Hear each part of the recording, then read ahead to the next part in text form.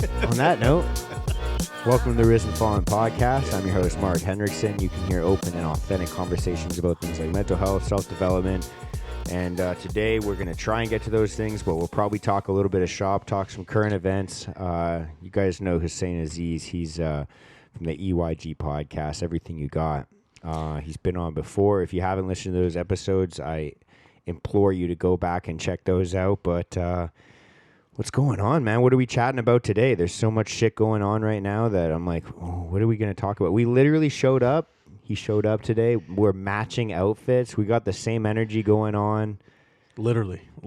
Quite the same black. Yeah, dude. Black on black. I asked you to put on a black hat. Yeah. Just to match. The only thing that's messing up is your golden-ass beard. I know, dude. You got to color that up. Should we darken it? Should we dye it? Yeah, Should we dye it? No, we're good, man. Got a killer beard. But anything, man. First off, thanks for having me on again, man. Thank you so much. I love coming out here, man. I love our little sit downs. What is this, episode number 4? This is the 3rd or 4th. No, because we did 2 or 3 on mine. I think we've done 1 on yours. I think we did 3 before with you, 1 with me, and this would be, I guess, episode 5, and then we're doing number 6 at my place. Fuck yeah. Here we go. Fuck yeah, man. So, what do we open up with? We open up with, there's so much shit going on. There's, what's new? Twitter files. We got Andrew Tate going to jail. We got fucking Justin Trudeau announced that 2023 is going to be a difficult year financially for people. Right. There's right. So much shit going on, man. What's on your mind? Man, mentioning all of that, what's crazy is we got to talk about how, what's been going on in our life since the last time we sat down. Because I think the last time we sat down was before, in the summertime. Yeah. And since then, we're literally like a couple days away from the new year. So this is a perfect time. This is going to air in the new year, though. Yeah. Okay. Yeah. Shouldn't mention that. Yeah. But Happy New Year to everybody. It's going to be, it already is. You know what I mean? I'm pretty sure you're like me, where we're already in like New Year mode.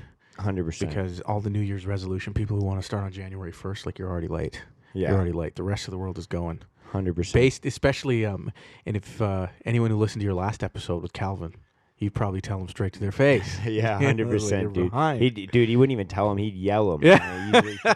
I loved it, man. I loved his energy. He's a yeller, man. I love that dude. I was just telling Hussain, for people listening, the entire time, if you watch the video of that episode, he's so loud. He's such a powerful person that the whole time I'm like trying to find a good volume for his mic, because I'm like, dude, he's so loud. But he made it easy, man. People with that much energy are like literally just so easy to have on the podcast, because you just ask one question and then sit back. Right. No, 100%. 100%. It's so good. 100%. You don't have to be like constantly thinking about your next 3, 4. I've interviewed some people where like I asked the first 2 questions where I was anticipating maybe like 5 to 10 minutes worth of conversation, and it's like 30 seconds, maybe 2 minutes. And then I'll go back to my sheet. This is when I used to write down all my questions. And I'm like, we're already three questions in. I only got 7 more. And those type of conversations could sometimes be a bit difficult, but for the most part, man, it really is. You just gotta. I like your style where you just allow it to go where it needs to go. Yeah, it's always someone's like first podcast episode, and like the first that's why, dude, doing longer episodes, like doing like hour and a half, 40 minutes sometimes, is like almost necessary, because like in the first like 10 to 20 minutes, especially if it's someone's first time doing a podcast, that's what it is. It's like they think it's like an interview, like for a job, and they're just like answer right. like 30 seconds of an answer, and then they're like waiting for the next question, and you're like, it's just a conversation, like just talk. Yeah. Well, those skills I think are outdated these days. Seems like most people, holding up a conversation is a skill nowadays. Back in the day, it's just something that you were required to have as a person. But sometimes it takes about doing like a 1 hour, almost 2 hours. You gain some momentum. Sometimes you get momentum into the conversation about like 20 to 30 minutes in. 100%. Sometimes that's where your best material comes up. 100%. So just got to let it happen. So I got to ask you though, because I wanted to talk about 75 Hard. Yeah. Because that's something though you and I both did, and you just finished up another round. Yeah. That was round 3, man. Round 3 in 1 year. No. Okay. So I like 75 Hard for me, I use it as like a tool. It's like whenever I find myself like slipping in life, I'm like, yo, I Yes. need to do another round of 75 hard, and then I just do it. It Yes. typically ends up being about once a year, and it's usually Right. around the winter time. I feel like you did 2 this year, though, no? No. No, I okay. just did the one. Right. I think, I did it. I just did the one time. Right. Yeah, I did mine over the summer, and I found it to be the exact same thing. I did it. I jumped into it for the exact same reason that you mentioned. It's just like a tool to kind of quickly kind of put yourself back into action mode, really, and hold yourself accountable. Yo, I'm going to move the camera so you can lean back a bit more. Much appreciated. I feel more relaxed that way. Are you? Okay. Well, Lean into the conversation. well, I'm a fat Joe. Lean it back. Dude, I like that. I like that. But yeah, man, sorry, keep going. You said you use it as a tool as well. Well, that's, to be honest, so when I first did it, it's something that I've known about 75 hard for a while, like years, because I've been listening to the Andy Frisella podcast for a long time. I think I've known about 75 hard for like 2 to 3 years, and it's something that I'm always like, okay, I'm gonna do it. I'm gonna do it. I'm gonna do it. And for 2 years, I was planning on doing it. Yeah. I'm like, okay, I'm gonna do this. I'll do it then. But for whatever reason, well, we know what the reason was. I just didn't do it. I was just lazy. And then when I started it, I had no plan, no nothing. It was just one day. I just woke up. I remember I had downloaded the app already and I hadn't started. And it was a summer morning. I got my first workout in super early that day at the gym at like 6:00. And then I went to work and I'm like, hey, I got more enough time to get the second one in. Let's just do it. So I just jumped in, got all the stuff done the first day. And then I started doing day 2. And when I started, I'm like, I don't think I'm going to get to 75. I don't know if I have the fortitude to do so. But let's just see where I break. And then after, like, the first week was kind of easy. Second week was pretty much a breeze. The third week was a little bit like the mental chatter starts. The fourth week was the week where I found myself wanting to quit the most. I was like, all stuff comes up, you know what I mean? Life happens. You're like, I shouldn't. But once you commit to the fourth week, you've kind of really increased your chances of coming all the way to the end. And I kind of surprised myself by getting it done. I did. Yeah. I always, all 3 of the times that I did it, I find the exact same experience. I start 75 hard off thinking I'm a bad motherfucker, dude. Like, that's literally, I start every time. I'm like, I'm so fucking rock solid. This is so sick. Right. And then by the end of the first week, I'm like, I'm so fucking sore. Yeah. Because, dude, the thing is, so the first time I did it, Right. I was like, I would do, and my fitness level was worse. So I would do like walks or yoga classes as my workouts. This last time I did it, there was like literally no compromise. I was like, I'm going to use physical tests to test my brain because I know that my body's going to want to give up. So my first workout was always running. Right. And then my second workout was either weights or a jiu-jitsu class. And so, like, it was literally brutal. My body, by the end of the first week, was fucked.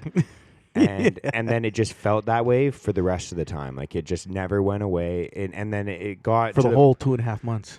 Yeah. Wow. Yeah, it felt fucked. Because I work in construction, too, so it's not like I get a break. Like, it's literally just, like, wake up. You're right, man. I wake up, run for 45 minutes, and then I'd come home, eat my first meal, and then go to work for fucking 8 hours where I'm like literally like there was days where I'm like digging for 8 hours straight or like fucking carrying lumber or like because I'm a carpenter. Yeah. And then get home, lift weights or go to jiu-jitsu and then do the rest of my shit. Like I'm chugging water. I'm like literally I beat the hell out of my body, man. Yeah, same. You're totally right. Because I mean, construction's pretty intense. I've done it. I did general labor work for 1 month. And that was it. I was like, this is not for me, man. Because you're just, as a general, like the carpenters, you have a little bit more status on the job site. When you're just a general laborer, I was like 23 at the time, or I was a kid. And I noticed like a lot of the older guys that were carpenters, they were just like, that's a young body. You know what I mean? He's a general laborer. They just tell you to do shit. Carry those bags of concrete. Oh, my gosh, man. Can I tell you the worst story, dude? There was this dude he's like, there was 7 12-foot logs 14-foot logs or whatever. They were huge. And they're on the second floor. And the guy's like, I'm going to get you for the first part of the morning. I need these on the 7th floor. There's no elevator. And he's like, right? And he's like, I'll show you how to do it. So the first one that he did, we did them together. He took one, I took one. He's like, see, not too bad. It was, I could get it done. It was heavy though. And then, so I do it. I get him onto the 7th floor. And he's like, hey, bro, I actually need them on the 5th. All right. We move to the 5th. Then he tells me he needs them on the 4th. And on that day, I almost quit, but I was so desperate for money. It was one of those labor-ready jobs. Yeah. I was so I was hire those guys sometimes. Yeah, you're just a peasant. When they, nobody has respect for you from a labor-ready dude. You come with your makeshift construction boots and all that stuff. And, I was like, this styrofoam lunchbox. I'm like, this is not real. That period of my life must have been probably some of the worst times I felt like in my mind, but it built the most amount of my character. Honestly, yeah, I would never trade it. It was 1 month. It's on where I worked. The job site was on Oak and 41st. There was the seniors home that we were building. Dude, so you remember the couch that I used to have? Right. The one that was in here and it was at my apartment too. We filmed on it. Right. I got that couch from that seniors home. I'm not even joking. Get the hell out of here. I'm dead serious. I know the exact one you're talking about. Bro, it's divine timing or whatever. But I had a couple close calls on that job site because I went to go use the porta potty at the top floor. Yeah. And the guy who was like, they were taking it down from the crane. And the dude didn't check to see if anyone's inside. Oh, no. Right? And I'm in there doing my business, and I'm just hearing top, just loud chains and stuff. And I'm like, hey, and the guy can't hear me. So I'm like, okay, seriously, something's clearly going on. I better get out of here. Yeah. So I quickly do my thing and I step out. The moment I stepped out, the guy's like, he's giving the thumbs up for the porta potty to be picked up and be dropped down. He's like, and he saw me. He's like, holy shit, man. He's like, yo, dude. He's like, I'm like, what do you mean, yo, dude? That's your job. You know what I mean? I had it locked. Talk about a shitty ride. Oh, that's brutal. No, dude, but anyway, 75. We're talking about 75 hard. Before I get to that, I was gonna say though, dude, construction and those types of jobs where you just man, that is the most humbling thing in my life, literally, is working in construction, because the amount of times that you fuck things up and the amount of times that people yell at you, bitch at you, fucking either coworkers or homeowners or customers, like bosses, anything like that, it is the most humbling job, because it's everybody's got this alpha male kind of energy, and you just have to shut the fuck up and eat just do shit. It. Yeah, you just eat shit. You just got to eat, because they all tell you we've all done it. You know what I mean? It's there's this seniority thing on the job site. Everyone's got to do their time in different levels, I guess. But dude, you're right. You got to just. I get home from construction sometimes, and people bitch to me about their problems of work, of things that they had to do, and I'm like, man, my hands are literally bleeding. I don't know what to say. Man. Feel sorry for you. Sorry. Right. I don't know what to say. And honestly, I don't think people get enough respect for doing those jobs. We kind of, just in society in general, we don't respect enough of the individuals, men and women, that are willing to stand on the side of the road or stand outside in the rain, these are the people that keep your life functioning. I was gonna say they don't respect you until they need something fixed. I get that all the time, where people kind of I don't really have anybody around me that looks down on me or anything like that, because I just don't keep that kind of company. But it's so funny how much you're appreciated though when they need you. 100%. Little things like 100%. that, where they're like, oh, my light switch doesn't work. I'm like, dude, 100%. That's the simplest fix ever. Right. It's just little things like that, where when you're needed, people are you're the hero. Whoa, you know how to do that? I'm right. Dude, it's the easiest thing for me. Right? Electricians and stuff that come in. And you're right, they don't. But something interesting you said, you don't really have people around you that kind of look down on you or to pull you down for the work you do.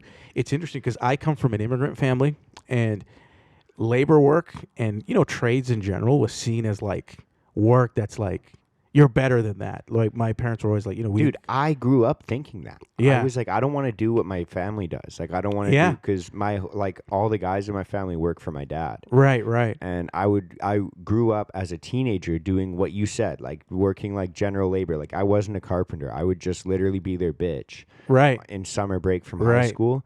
And I grew up thinking, like, I don't want to be like this. Like, Forever. I don't want to fucking do this. This is brutal. Right. And it took me going to other careers to be like, I'd rather fucking lift shit all day than fucking sit in an office. Like, I want to learn better skills so I can make money moving. Yeah. Like, that's what I want to do. 100%. But I think my month of doing labor work was made much more difficult in my own brain because I just growing up and being told that you're just less than as a result because of this career choice. Like, mind you, I just did it because I needed money.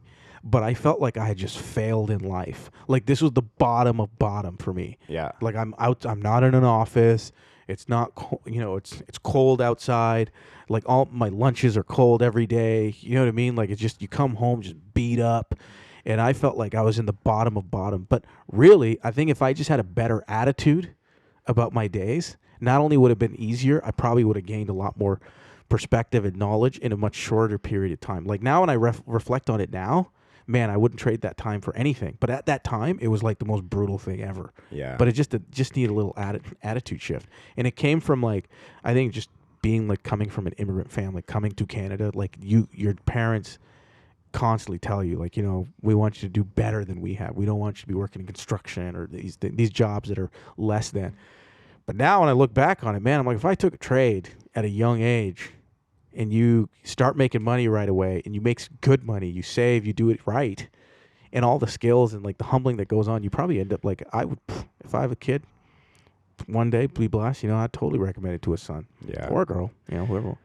Yeah, for me, I kind of had a similar experience that way. Like, I grew up, like I said, I grew up just doing labor for my for my dad, and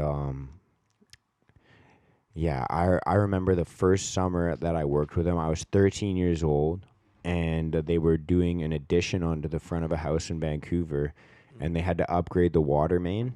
So, like, the water pipe that comes from the city to the house had to be, like, enlarged. Like, it wasn't big enough to meet code. Right. Because they upgrade every single year, like what the requirements are. And so I had to dig a trench that was 3 feet deep and, like, wide enough that they could work on the pipe and replace the whole thing from the house to the sidewalk. So that's what I did for 8 hours. Wow. Is just dig How a old trench. 13. Oh my gosh. And digging a trench at 13, man. I've dug trenches, man. They're just yeah, dude. It's like one of the worst. And everyone else has, like, a skill, like you said, everyone else has a skill. So they're like cutting lumber and framing houses. And they're like, okay, well, someone has to dig, and you're the only one without a skill that can't do anything else. So I'm digging, and that was, like, the first summer that I worked. I got, like, my bank account so that I could get paid. I was stoked. And then I started working, and I was like, I don't want to fucking do this. This fucking sucks. Like, all my other friends either aren't working, or they're working at, like, fucking McDonald's, or they're working man. I'm fucking bleeding. I'm literally bleeding. This sucks. And I did it, like, when I was a teenager, and then I got a job. Like, I got a retail job. I worked in restaurants, and then I fucked off from construction. I worked in the gyms, and then after a while, I was like, I kind of changed my perspective on it. The lockdowns happened, and I was like, I think I'm going back to construction. And my mindset shifted because I was like, wait, everyone else got told they can't work. And I saw my dad under a new light because I was like, this guy literally built his own business just by learning skills. Right. And so, like, it started to shift from, like, seeing myself work in construction for the rest of my life to, like, if I learn enough right now, I can run a business. Yes. And I understood, like, the entrepreneurial side of it. It's like, wait, I don't have to make an hourly wage later. Like, I'm doing it now to eat shit. But if I learn enough, then I can just make a business out of this. 100%. 100%. Because this doing construction work, heavy labor, it's not the type of work where you can do all the way to 65 and not have at least replace some of the labor work along the way. I think it just beats up the body way too much. And that's why you see you have a lot of attrition. You usually want younger guys in there and whatnot. But I can tell you my experience with it was I wouldn't trade it for the world. I did two or three of them, really. My first ever job, I was like in high school, grade 9 or whatever, a summer job. I had to move 400 bricks from the backyard to the front yard in like 9 hours. And on that day, I remember what gloves were for. It was like I was a kid. But, like, I still remember that day specifically, like, how much it taught me, man. Just, like, I was going in there, and I was going to get $50 at the end of the day. I think she gave me $40 or something like that. And I was there for, like, 9 hours. And I had a lunch with me, and I ate by myself. You know, did the whole work by myself. And it was such character building. And I really appreciate my parents letting me go out there and just learn and discover. I had to bus out there myself. I'd never bust that far in my life. I went from, like, Vancouver to Burnaby. Up to just by Burnaby Mountain, met the lady. It's very nice. And that was like the beginning process of like character building. You know what I mean? For me. And at that age, like the dream job, like you mentioned, it went for me, like the dream job was McDonald's. Because some of my friends were hired. They're like, oh man, they're inside. You know what I mean? And they're like, get to joke around and stuff. They get to hang out. Yeah, and yeah. Around. And there's like organized breaks and shit. And then I got hired at McDonald's. And then after that, everyone else upgraded to retail. And they started to go to like Foot Locker or Sports Check. That was the dream job for me then. I was like, yo, no more grease. You don't smell. You know, you just hang around all day, stand at a nice place. And it took years for me to manage to get a retail job. But when I did get it, I felt so proud. I was like, man, I was one of those stupid blue vests from London Drugs. That was my first job on Broadway. But honestly, I think working at a young age was probably much more valuable to me than sitting in class. Yeah. I'll be honest. Yeah. Some people might say differently, but being out in the world, learning a job, and just learning how the economy works really live with your own eyes was much more productive for me than sitting in a class and failing. Because I really I went to school for sports, man. That's really and sports and hanging out with my friends. Yeah, I'm the exact same. I remember it's funny because not even just like construction, like my first job where I wasn't working for my dad was when I was in grade 11. And I was like, man, I don't want to fucking work construction this summer. And I was like, but I got to make money so I can buy, like, I wanted new rugby boots. I wanted new hockey gear. I was like, I need to make money. Yeah. And so, like, 4 of my friends worked at Value Village in Richmond. And I was like, dude, I don't even have to wait for the summer. I can just bus to Value Village after school, and I can work nights there as well. Like, I can start working now. Right. Make money, and by the time the summer comes around, I can fucking party because I'll have money. Like, it'll be so sick. Right. So we get jobs. Like, my buddy puts in a good word for me. I go in, I apply. They pretty much hire me just off of his good merits, and I'm like, fuck yeah. So it's like 5 of us from our rugby team working at Value Village. And it was an absolute gong show, dude. It was a fucking shit show. But did your parents ever give you allowance when you were a kid? Dude, okay, so allowance, I was given allowance, but it was based off of basically like work. Like, so like if I did dishes I had to mow the lawn, I had to like fucking shovel shit outside because we always had dogs, so I always had to shovel shit. I had to rake leaves, like just like shovel snow, little things like that. But I was always a little bit of an entrepreneur because I used to ask my dad, I'd say, Dad, can I borrow your lawnmower? And I would just go around this neighborhood and I would fucking knock on my neighbor's door. I'd be like, yo, I'll mow your lawn for $5. Right. And then that's how I used to buy video games as a kid. Right. Like my GameCube games. That's how I bought my GameCube games, man. That's fucking awesome. Because I had a similar story. I had to borrow one because we didn't have a lawnmower. Yeah. But I remember just being me. I didn't have shoes. And my parents couldn't afford to buy me like nice shoes, right? For basketball, for the season. I got made fun of one year in grade 8 because I had like cadet shoes on. Yeah, yeah. And we got those shoes at Value Village. Because I never went to cadets, right? Yeah. You get the pair of shoes. They're a nice pair of shoes, man. They're pretty rugged, but they weren't basketball shoes. So I'm like, so in the summer of grade 8, I'm like, okay, I need to get myself some shoes. And I tried the mowing the lawn stuff, which I did, with relative success. But then eventually, I found this carpet company that was run by a couple immigrants. So they were willing to take underage labor. Because legal age was like 15, right? But I was under. Yeah, yeah. But they liked the way that I work. Like I showed up, and they're like, "Do you have any friends that are willing to work?" I'm like, "Don't even ask me twice. How many do you need?" Yeah. And I went back to school. I told all my buddies, I'm like, "Yo, $50 a day. Who's in?" That's sick. Yeah, and every Sunday for like 3-4 years in high school, every Sunday, me and my buddy, didn't even feel like work. We would all just church, baby. Yeah. We'd go all around the city. They would do like these carpet auctions, and we'd set up and take down carpets and heavy carpets, all kinds of carpets, where we'd unload a van and set it up for the day and set it back. And lunch, we were just hanging out, having a good time. And eventually, I had enough money to buy my first car in like grade 12. Fuck yeah, dude. Yeah, and I got a Honda Accord white. It's like the best thing ever, man. I became somebody in school finally. Well, people use me for lunches, really. Yo, you want to go to KFC? You'll be my friend, yeah. Yeah.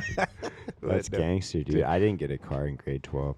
I couldn't get one, man. I was partying so much. I just drank and did drugs. That's it. I was such a fucking loser, dude. I never experienced that life at that age at all. My parents would just, I just really respected my dad's authority and my parents' authority. They were honestly, like, I think my parents did a good job with that. And in high school, like on weekdays and weeknights, nothing. Like if I played on the basketball teams, I would tell them what my practices are and what time they finish, and they would be like at the door to see when I enter. You know what I mean? Yes. I got to go out for prom, but that was like a pretty big, like, life event. My dad's like, all right, fine. This one night. But in school, nothing, man. Nothing. You were not allowed, because my parents know school finishes 3:45. Yeah. Why are you home at 5? Why are you home at 4:30? Yeah. And I think that was, when I was a kid, I didn't understand it. I didn't like it at all, because I'm like, all these other kids, like, some of my friends, they were out till like 8 or 9. Yeah. I'm like, don't you have parents? Yeah. Don't you have parents? Like, they don't care? Yeah. And but I think I really appreciate the structure that it gave me. Dude, 100%. You're a better man for it, for sure. I fucking pissed my life away for years, man, and then I had to learn through that. But well, I don't know if it's. Is it pissing it away? If you learned through it, is it really pissing away? Yeah, it just it's a longer education. That's all. Yeah. Well, it's not to say I didn't learn those lessons later in life. You know what I mean? But I think these days, my parents would be seen as crazy strict. Yeah. But when I was growing up, that was quite common, especially among the immigrant kids. Yeah. Like unfortunately, it was generally the white kids that were allowed to be out. Fucking whiteys. the fucking whiteys. You can say it. Oh yeah, I don't care. You can say it. I give you permission. Cracker. Reverse racism over here.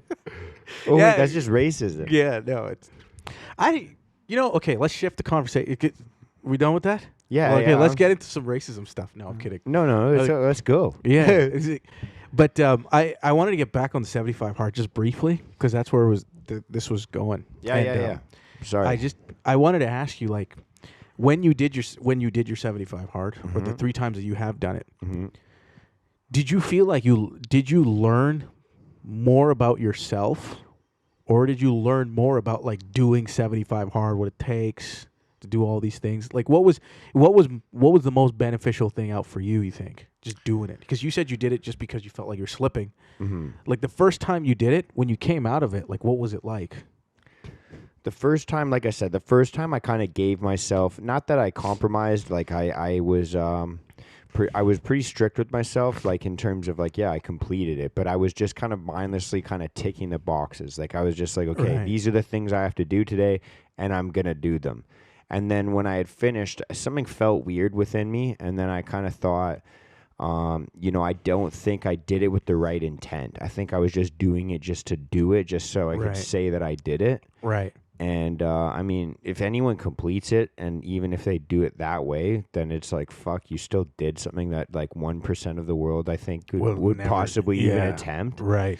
But, I knew I just kind of still had a bone to pick with it. Like, I was, like, kind of still had a chip on my shoulder. So I went back and did it the second time, and I was more strict with myself. And then the third time coming back doing it, I was like, okay, this time I'm going to journal, like, every fucking day, and I'm going to do every single thing on the list with the purest intent. So when I'm going in to the gym, or when I'm going to lift weights or anything like that, like, I'm not texting between sets. I'm dedicating 45 minutes, no matter how busy I am, no matter how many people I have to reply to, no matter how many Instagram posts I have to make for the podcast. Like, it's just like, this is my 45 minutes.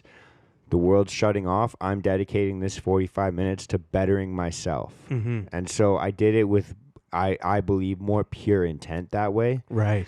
And especially this time, because I was so strict with it, and I was so, I told myself, I'm like, I'm just going to beat the shit out of myself for 2.5 months. It's 2.5 months. Like I've lived 27 years now of just fucking having fun.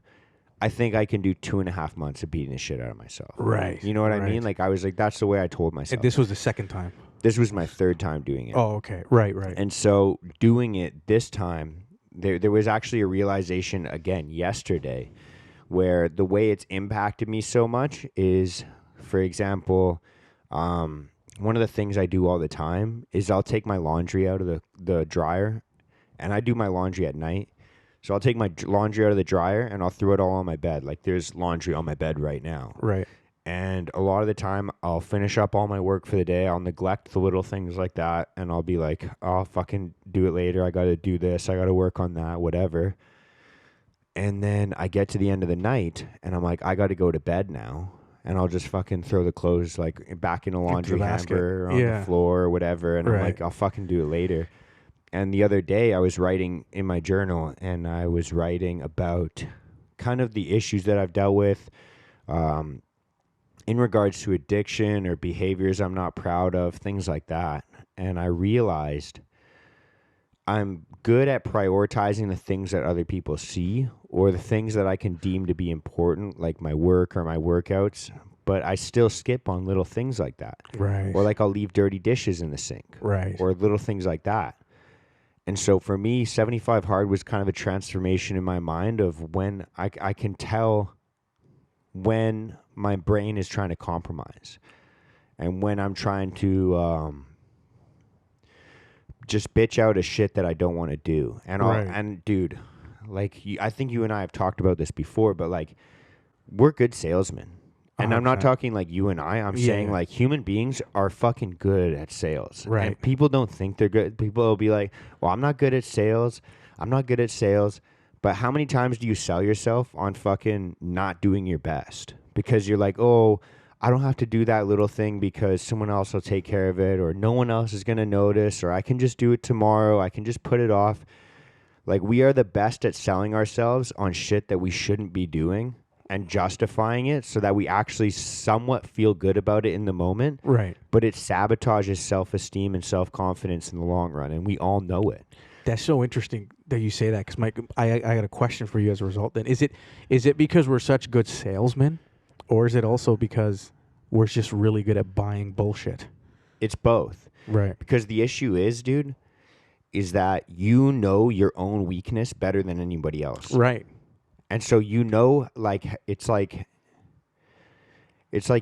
sometimes like when you're in a sales position, you kind of know the hot buttons. Mm-hmm. And so like as a salesperson, if I'm selling to you, if I say something and you start talking a lot and you get excited, I'm like, oh, I hit the hot button. So I'm just going to keep hitting that button until the excitement dies. Then I'm going to try and find a new one and sell emotionally, right? Right. But you know where your own hot button is. Right. So you can sell yourself on shit so easily because you know how to convince yourself. Right. You know what I mean? Yeah. And so not only are you the best salesman for yourself, but you're also your own best customer for your own bullshit. Right. Yeah. You know, that's it's a great analogy, by the way. I think people can totally understand it because we're all consumers of the world. You know what I mean? You burn. And I used to see, I shouldn't say I used to see it the same way. I still do. But I think now I understand it to be a bit more of it's more than a two part like scenario. It's more so like just like how you have when you're selling and buying, you're participating in an economy, like some sort of commerce. And we all have our own internal economy. And as much as we can sell ourselves on some stuff and buy into stuff, there's also a currency that we have within us. And if you don't have enough currency to go and buy the things that you need within yourself, you're going to buy the cheaper. You're going to just end up spending money. You're spending your own personal currency on all the cheaper stuff, like the cheaper habits. Mm-hmm. It takes some time to actually save up some currency within to purchase a bigger move in your life. For example, this is not like huge, but just if you just trickle it down to like, you're talking about your laundry, right? That's slightly more expensive. It needs a little bit more currency within you than buying. It's a lot cheaper to purchase. Okay, well, you know what? I'll just do it tomorrow. Or maybe I'll have a bit more currency to buy that tomorrow. And I've come to realize, like, you have to know what is my own bank account like internally. Is it constantly check to check to check? And I'm just, because if you're constantly going from check to check to check, you're buying all the cheap shit within you. Your cheap habits that keep your life cheap, that keep all of your relationships cheap. It doesn't allow you to, buy into a bigger life, really. I don't know if that makes sense, but yeah, like if you're like you're saying like currency like is energy, right? Is that what you're saying? Like yeah, I would say that our currency is our attention. Our attention is our biggest currency, and the thing is because just like when you go to sell someone, you can be the greatest salesperson, but if the person sitting across from you doesn't have the money to buy it, what are you doing? Put them on a payment plan.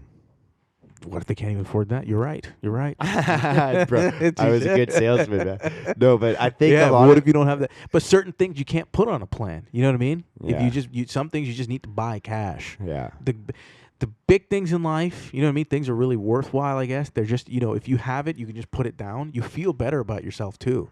And I'm not really big on payment plans.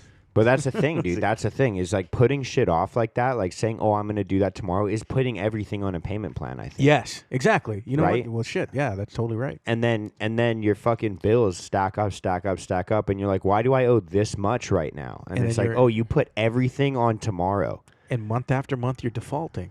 Right. Defaulting on your life. You know what I mean? And you feel like you need to go and maybe ask for loans and whatnot, like who's got this. And I think that's when people start to look outside and try to, this is the equivalent of always going to seek advice. Like that, we are in the advice economy these days. Mm-hmm. Everybody, especially with social media, everybody's got advice for everyone, right? And everyone's buying advice. They're just taking cheap ass advice. When really, like, the answer is whatever you're looking for, man. My thing has always been it's within. It's within. You have the answer, right? Which kind of ties back to the 75 hard that we were talking about. That's one of the things that I learned doing it. You know what I mean? You talked about like doing it with intention.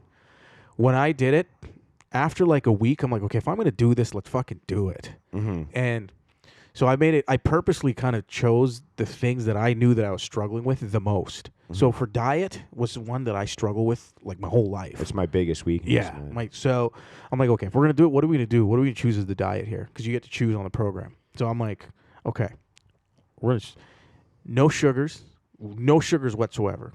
Like I cut out sugar. I cut out all fast food, all junk food, and all foods had to be whole. And and I have to cook myself. I've never done this before. Yeah. So I'm setting myself up to fail. Yeah. Like I want to push myself. And that's why I was like, I'm just going to see how far I can go with it. And I was surprised that I got through it. But I made it very difficult that way. And all my workouts were one, had to be inside the gym with some intense heavy lifting. To the point where I tore my shoulder apart in the last week. Fuck yeah. I was done. Like I can hear it cracking. And I knew I'm probably tearing something up in there, but I had like 5 or 6 days left. And I totally did the David Goggins thing where I'm like, you know what? We're just going to go with it. I'm like, that guy ran on broken legs. You're going to put the dumbbell down because you got a little pain in your shoulder. Come on, bitch. Boom. Boom. And then when we were done, bro, I had to put my shoulder in a sling. Dude, that's the thing. I'll say this, man. I know so many people, and that was the first time I did it as well. I had this same mindset, and before I say this, I don't know why I fucking end up having to say this every single episode. I'm not a doctor. Don't listen to me for medical advice. Because you don't want to get sued. Yeah, but that being said, for 75 hard, people are like, oh, I need to think of this as something like longevity. I need to think of this as like, I want to be healthy. I want to be, and that's a great way to look at it if you want to look at it like that. Right. But for me, I thought of it as I am going to push myself. Yes. I am going to make myself want to quit and then not do that. Yes. So that's why I was running every single day. My hips were so fucking jacked up. Like I couldn't sit properly. 100%. Sitting down was uncomfortable because my hips and knees were so fucked. Right. There was days where I'd go to bed and I'd lay in bed and my legs were twitching. And I'd be like, I can't fucking do this another day. Right. And I would be like, I can do it. I can fucking do this. Yeah. Like, I can fucking do this. I'm just going to do it fucking one more day. Just one more fucking day. And that's the thing that, like, when you talk about your shoulder, like, most people would have been like, dude, why would you do that to yourself? And my first thought I was, had people fuck saying yes. that. Yeah. Fuck yes, Yeah, dude. yeah. Because that is the mental fucking like fortitude that you do 75 hard to get. Right. 100%. I have people like, well, you're not going to get a new shoulder. You know, and that stuff starts to seep into your mind a little bit. You do become a little like, holy shit, am I really like damaging myself? But I would just remind myself, I didn't do this to work out. I didn't do this to eat better. I've always had seasons in my life where I'm like, I'm not in terrible shape. I've been working out for ages. I can work out. This isn't about going to the gym. This is about coming face to face with that weakness inside of you, and finally, for one moment in your life, just that split-second decision where you have to make it over and over again, where you're like, you are no longer in control. Yeah. That weaker side of you. And I don't know about you, but on the last day, though, I purposely made it so that my last workout was like a cardio one, and I came into the end, and I'm like, man, I was like really, I had this like sense of pride that I hadn't had in like ages, that I couldn't even remember when it was a quiet moment. I was by myself. It was like 11 o'clock at night in a random park. And I came to the end of the 45 minutes and I finished my cardio walk. And like you said, my hips and everything was just jacked.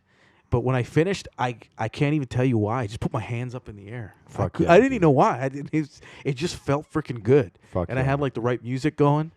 And when I had that feeling, I'm just like, I'm not going to forget this feeling. Fuck yeah. Not going to forget this feeling, because it's just a reminder of what's possible. In that moment, I'm like, yo, I can do whatever I can put my mind to. And it had been years since I've actually felt that way about myself. Fuck yeah. That was a victory lap that I couldn't imagine. And so and then people ask, like, do you recommend doing it? I don't know, man. I don't know. If you are asking someone, hey, should I do this? You're already behind the eight ball. You know what I mean? You got to know within what you need in your life. No one knows what you need in your life. You know what I mean? Nobody knew that I needed to go through this. I just need to make a decision. And I had some people mention, hey, we should do this together next time. We can do it together. And I'm just like, this is such a personal thing. You need to do it on your own. You can't go into war with yourself, by yourself, in the dark. You know what I mean? My first time doing it, dude, I did it with, I think, 2 or 3 other buddies. Right. I was like, yo, we'll all start doing it. We'll make a group chat, and we'll be able to support each other while we do it. Like, Bullshit. We got this, man. Yeah. Within the first fucking 10 days, every one of them dropped off. And I fucking deleted the group chat, and I'm like, have fun, boys. Yeah. I'm fucking going. Because you can't...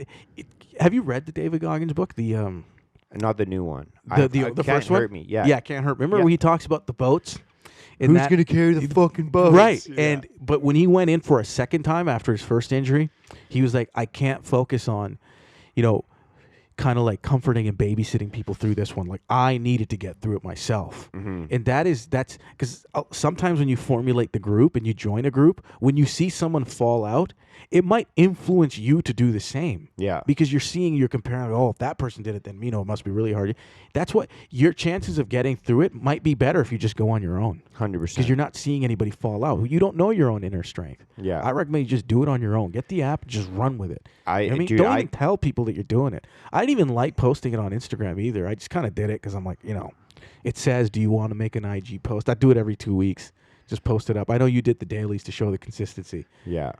Yeah. I wanted to, and there was a couple people that actually started it that are doing it strong, that messaged me because they were like, I fucking started this because I saw you posting it. And I was like, what the fuck is this? Yeah. And they still post it daily. So I don't know if they're doing it 100%. But Right. But I'm like, fuck yeah, guys. Right. But I do caution people now. The thing is, dude, I've seen so many people attempt it and then drop it that I caution people now. And I tell them, and it's kind of, for the right person, this is a motivating message to hear. But for the wrong person, it will tell them not to do it. And then they don't. And that's great for them. But the message I tell people now is, if you start this and you fail, you will not forgive yourself until you complete it. Yeah. Because you're going to know that the only reason you failed was because of you. I was thinking about this last night, and I was going to write it on a Post-it note. I'm going to write it right now. Hold on. I'm going to write it on a Post-it note and put this on my mirror. It's live. But I thought of this last night, is putting this on my mirror is you're looking you're looking at the cause and the solution to your problems. Yes. Yes. Let's talk about that. Hold on, I've got to finish writing this. 100%. I don't know if it's going to fit. My writing's terrible. But I'm going to stick this on my fucking mirror because, so for those of you just watching, or for those of you just listening, I just fucking wrote this down on a Post-it note. You're looking at the cause and the solution to your problems. And I'm sticking this on my mirror tonight because it's so insane how, and I do this too, man. That's the thing, is that's why I'm putting it on my mirror. It's how we literally cause our own problems, and then we look like, and this ties into perfectly what you were saying. We look outside ourselves to find the solution. Like I'm like, oh, if I talk to Hussain tonight and I tell him about my issue, he'll tell me the problem. And what that does to us is it gives us an out. It gives us an excuse. It tells us, hey, I can try whatever he says, and if it doesn't work, it's not my fault because I tried my best, and it was just bad advice. Right. Yeah, I mean, it's so, you mentioned the, you said you came to that realization after the third run? Yeah. Right. I had just doing it the first time, I had 3 truths that just came to me that they're ingrained in my mind now. They're like, they're almost philosophies that I live by. And one of them was that. I learned that. And the way I said it is like, you are the solution only if you can admit that you're the problem. Yeah. The solution is not available to you if you can't see that you're also the problem. Yeah. Because it's 2 sides of the same coin type of situation, right? The other one I would say is like, I learned that time is a complete illusion. It doesn't exist. Yeah. And when I say that, people got like, what do you mean? You know what I mean? I had somebody mention, like, okay, so if I just show up to work tomorrow an hour late, my boss like, hey, I can't just be like, time is an illusion. It's like, yes, you're right. You can't do that. Yeah, there's an agreed upon structure that we all have. Yeah, which is you live in the 3-dimensional world, right? You have a job. You do these things in the 3-dimensional world. You want a house in the 3-dimensional world. Like, yeah, you got to live by the rules and structure of that world. But there is a place that exists beyond all of this. It's within. And when you're pushing yourself over a period of time, for like 2.5 months in this case, but it doesn't even have to be that much, you will begin to see them for yourself. You need to see them for yourself. No one can teach you these things. I can kind of put them into words. I can say some words to you, but you won't be able to see it. Just like when I say it, some people are like, what does that even mean? How is time even an illusion? It's a complete illusion. It doesn't really even exist, I think. It's 7 o'clock, 8 o'clock. Really? Sun comes up, sun goes down. Sun don't know it's 7:30. You know what I mean? Dude, the biggest proof that I know that what you're saying is true, that time is an illusion, and that it's kind of really trippy. Dude, the easiest way to explain how time is an illusion is this. This is something that everyone fucking understands perfectly. A fucking minute of you and I talking right now feels 100% different than a minute of when you're on the fucking Stairmaster or when you're on the fucking treadmill. Right. 100%. When you're enjoying yourself and you're locked in, like you're like headphone, like the reason I put the headphones on is so that I can hear when you're talking, so I don't cut you off. Right. But it's also because it shuts out all the other noise. Yes. And then I'm locked into this conversation. 100%. And then I look and I'm like, holy shit, it's been 50 minutes already. Right. That's nuts. Right. But 50 minutes of running when you're fucking sore and your fucking knees hurt and your ankles hurt, your foot's swollen, you've got blisters and shit, and you're like, every fucking step, even though a step is probably only like a second or two, it feels like a fucking hour. Yeah, 100%. Every 100%. second feels 100%. like an hour. Because it's time dilation in a sense, you know. And I think that the measurement of time, like you slow it down based on intensity, like your intensity. The more intense you become, I think the more time slows down for you. You kind of lose track. You lose track. And what I mean by intensity is bringing the intensity of focus and presence into your life. When you're present, time does slow down. You probably had it like you. I know people sometimes, like I remember the first time we sat here for like an hour and a half or whatever. It felt like freaking 20 minutes because I was totally present with you. And that's when you're not playing by the rules of time. Mm-hmm. And when you're constantly keeping an eye on the clock, you're playing by time rules. You know what I mean? And you won't be able to, I shouldn't say escape, but you won't have that deeper understanding within because you're playing by these particular rules. The longest time feels for me is when I'm waiting for lunch at work. I'm like fucking looking at my clock and I'm like, fuck. But then it's funny because if I'm stressed about finishing something, time moves way faster. Do you know what I mean? Because I'm like, oh, fuck, I have to finish this all by 3 o'clock so I can Yeah, because you're intense. You're intensely focused about getting it done, right? For me, time slows down. Like, it seems like it's forever when I have to sit at a red light running late. For some reason, that to me, man, I've gotten a lot better with it. Dude, there's someone listening to this right now sitting at a red light. Like, fuck! When I'm like late and I need to get somewhere and I'm like cutting it close, when I see the yellow, to me that means go faster. But sometimes I'll have to like sit there, and you know what's funny is when you're sitting there. Oh, dude, my gosh! I've verbally yelled "fuck" in my truck. Like I'm like, "Fuck, yeah, fuck." Yeah. Deal with anger issues. So. I think people will say that's your white side. Yeah. It's a white people thing. Throwing a tantrum. White people. But but listen, it's just better that you get it out. You know what I mean? That's why I think white people are nicer. Yeah, because they scream. They get it out. They get it out of their system. They versus punch holes in drywall. And versus monsters. Us immigrants, we just decades later it comes out. Suppress it. Beat your wife. Exactly. Then it comes out domestic abuse. That's where we get canceled. I was waiting for that minute. Right? Damn it.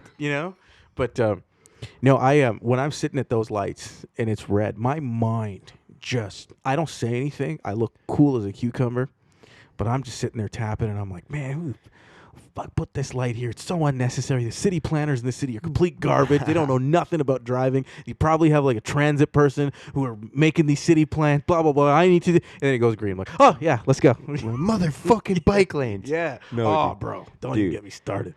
But, I heard this thing the other day on a podcast I was listening to, and I can't remember which podcast it is, but they were saying that every red light is an opportunity for a green light.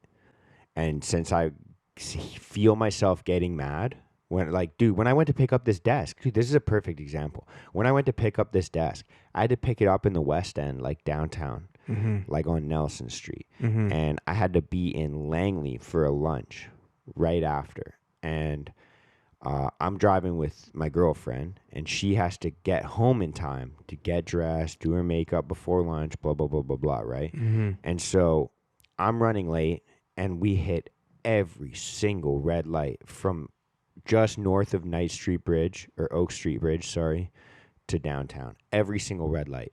And she's like, yo, we're hitting every red light. I'm getting fucking nauseous. Like, she's saying to me, she's like, it's just the stop start. Yeah. And I'm like getting mad because I'm like, I'm going to be so fucking late. Like, I'm going to lunch with my cousin, my dad, his wife, like his kids. He's got little kids, and they're probably a pain to deal with. And if they get hungry, it's like, this is what's going on in my brain. I'm like, I'm fucking everyone's day up. Like, I'm getting into that mindset. Right. And I start getting mad, and I remember this fucking thing. And I say it to myself in my head. I'm like, it's all good. Every red light you face is an opportunity for a green light. And it's like, once you surrender to that, you're just like, dude, at the end of the day, I can't fucking control the red lights. There's nothing you can do. And it's Vancouver, man. You're going to hit fucking red lights. Every block. And if you leave your house thinking, oh, I'm going to hit all green lights today and I'm fucking going to just cruise through the day. You're literally setting yourself up. You're fucking delusional. You're setting yourself up to get pissed off. Yeah. 100%. But if you leave your house and you're like, yo, every red light I hit is going to turn green for me. That is quite literally the truth. But, dude, it's such a good metaphor for life as well. 100%. Because it's like every time you're going to fail or you're going to get a fucking stoppage, like every time you think you hit a roadblock, it's like a fucking mere speed bump. Like, it's like all you have to do is sit. You don't even have to work. Right. You just have to sit there. It'll turn green eventually. Yeah. It kind of reminds me of that statement that I heard, is like, all pain is temporary. Yeah. All pain is temporary. 100%. And discomfort, it's all temporary. But it's our minds that want to just like, well, as soon as it starts to feel it, it's just like all sorts of places going. You know what I mean? Dude. So have you addressed your anger issues? Like, are you better with it? Yeah, I think I'm getting better at it. I mean, I haven't. I was a fucking teenager. I was really bad. Like, I'd get in fights. I'd fucking punch walls. I'd fucking break my hand all the time. Mm-hmm. I'd fucking yell at people. I get so mad, dude, and my internal dialogue is so aggressive, man. Like, Right. every time someone's talking, and I'm like, I don't like this fucking guy. If someone says something I don't like, my nature is to be like, this guy's a fucking idiot. That's my nature. It's just to write people off. Like, dude, this could be a genius, a super genius, and I hear them say one thing I don't agree with. I'm like, this guy's a fucking idiot. Right. What a sellout. This guy's just saying that for money. Like, that's like literally the way I think. Like, this guy's either an idiot or a sellout. Right. And yeah, dude, I'm working. So what do you on it. think that says about you? I think a lot of it's projection. I gotta understand. Yeah. So you hold yourself to the same standard. Like, if you say one thing wrong, then you feel like, oh fuck, I fucked up totally. Yeah. Oh yeah. I see. It's a lot of projection, man, for sure. See. I'm working on it, man. I do a lot of journaling. Yeah. That's what helps me a lot, actually. Yeah.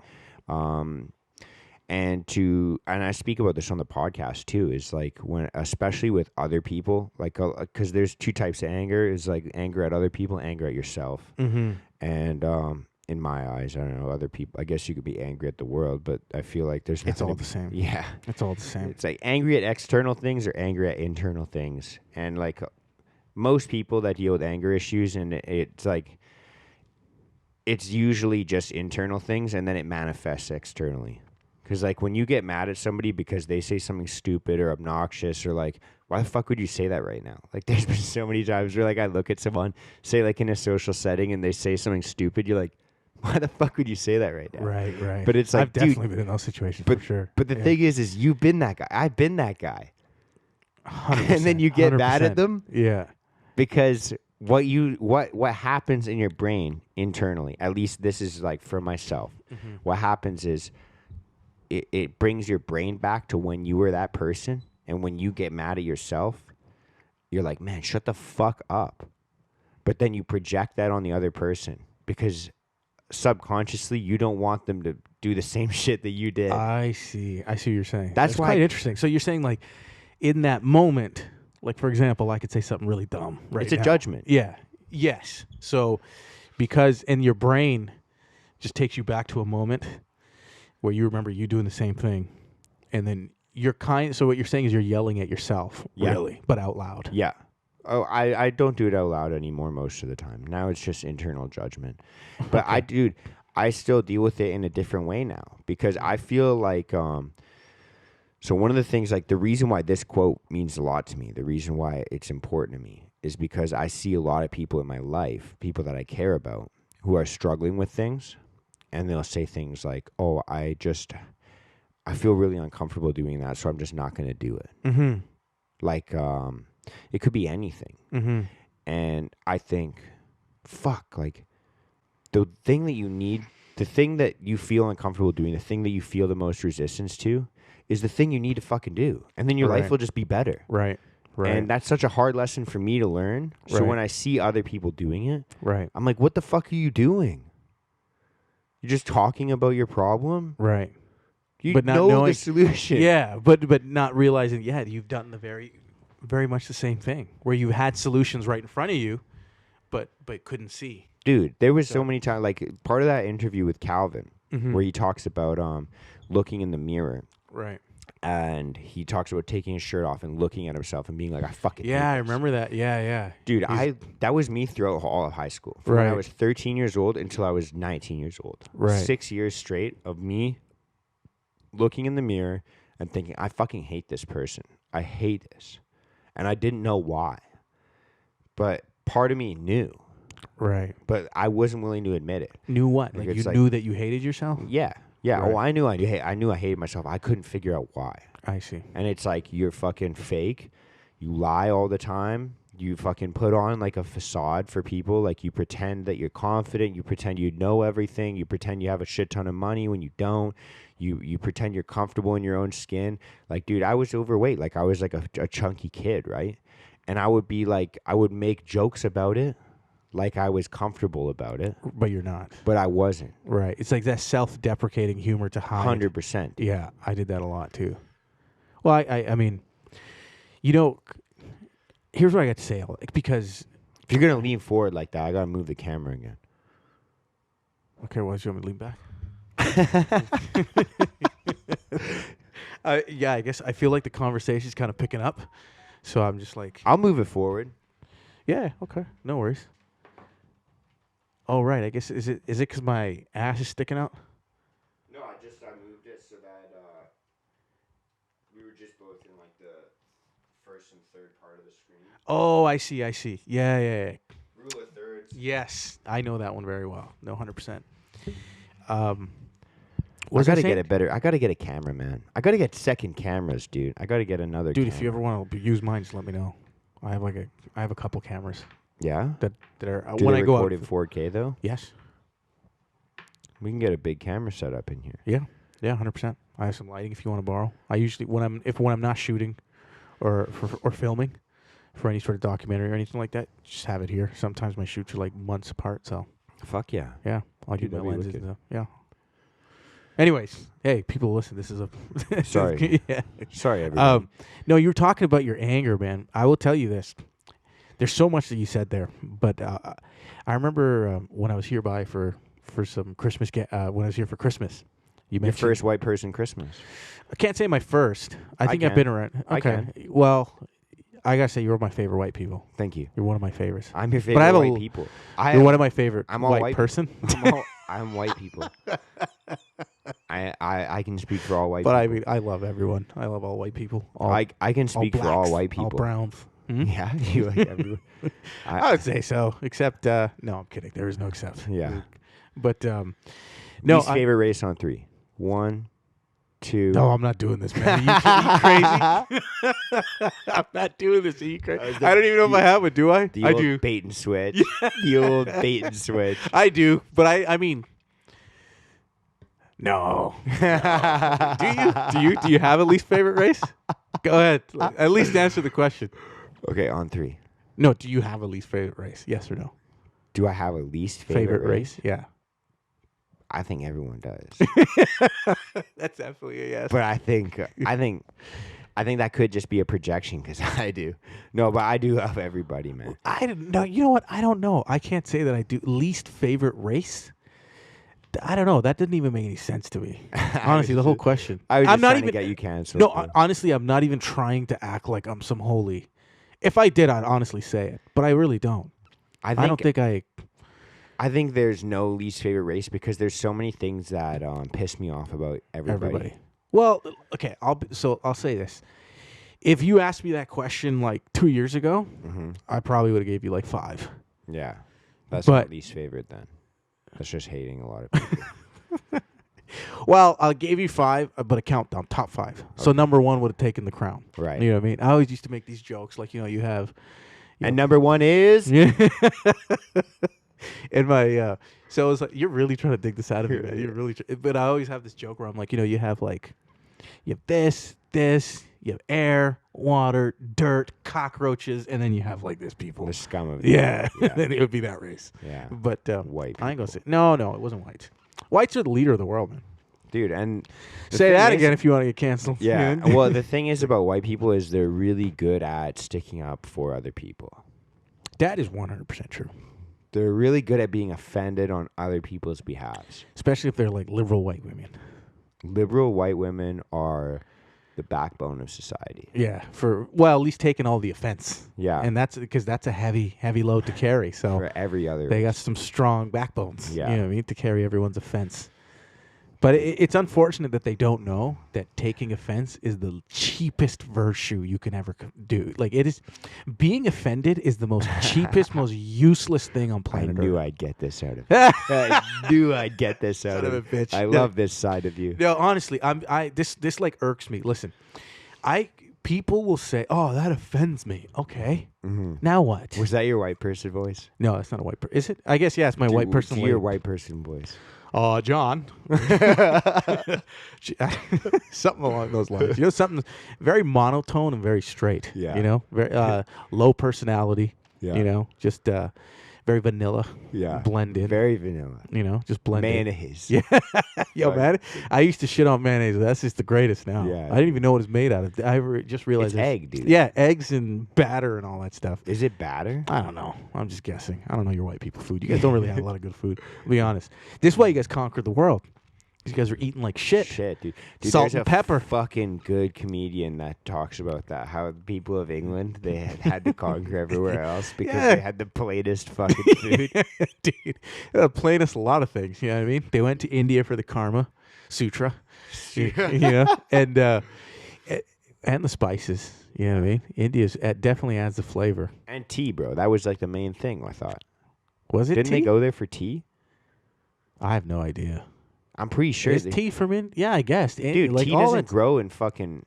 You can't grow tea. Well, you can now. Tea doesn't just grow on trees. You collect like a tea bag is a but I don't particular think the climate- herb you put in a bag and then you. Dude, this could be the first thing we Google, but I'm pretty sure that fucking tea... Let's do it.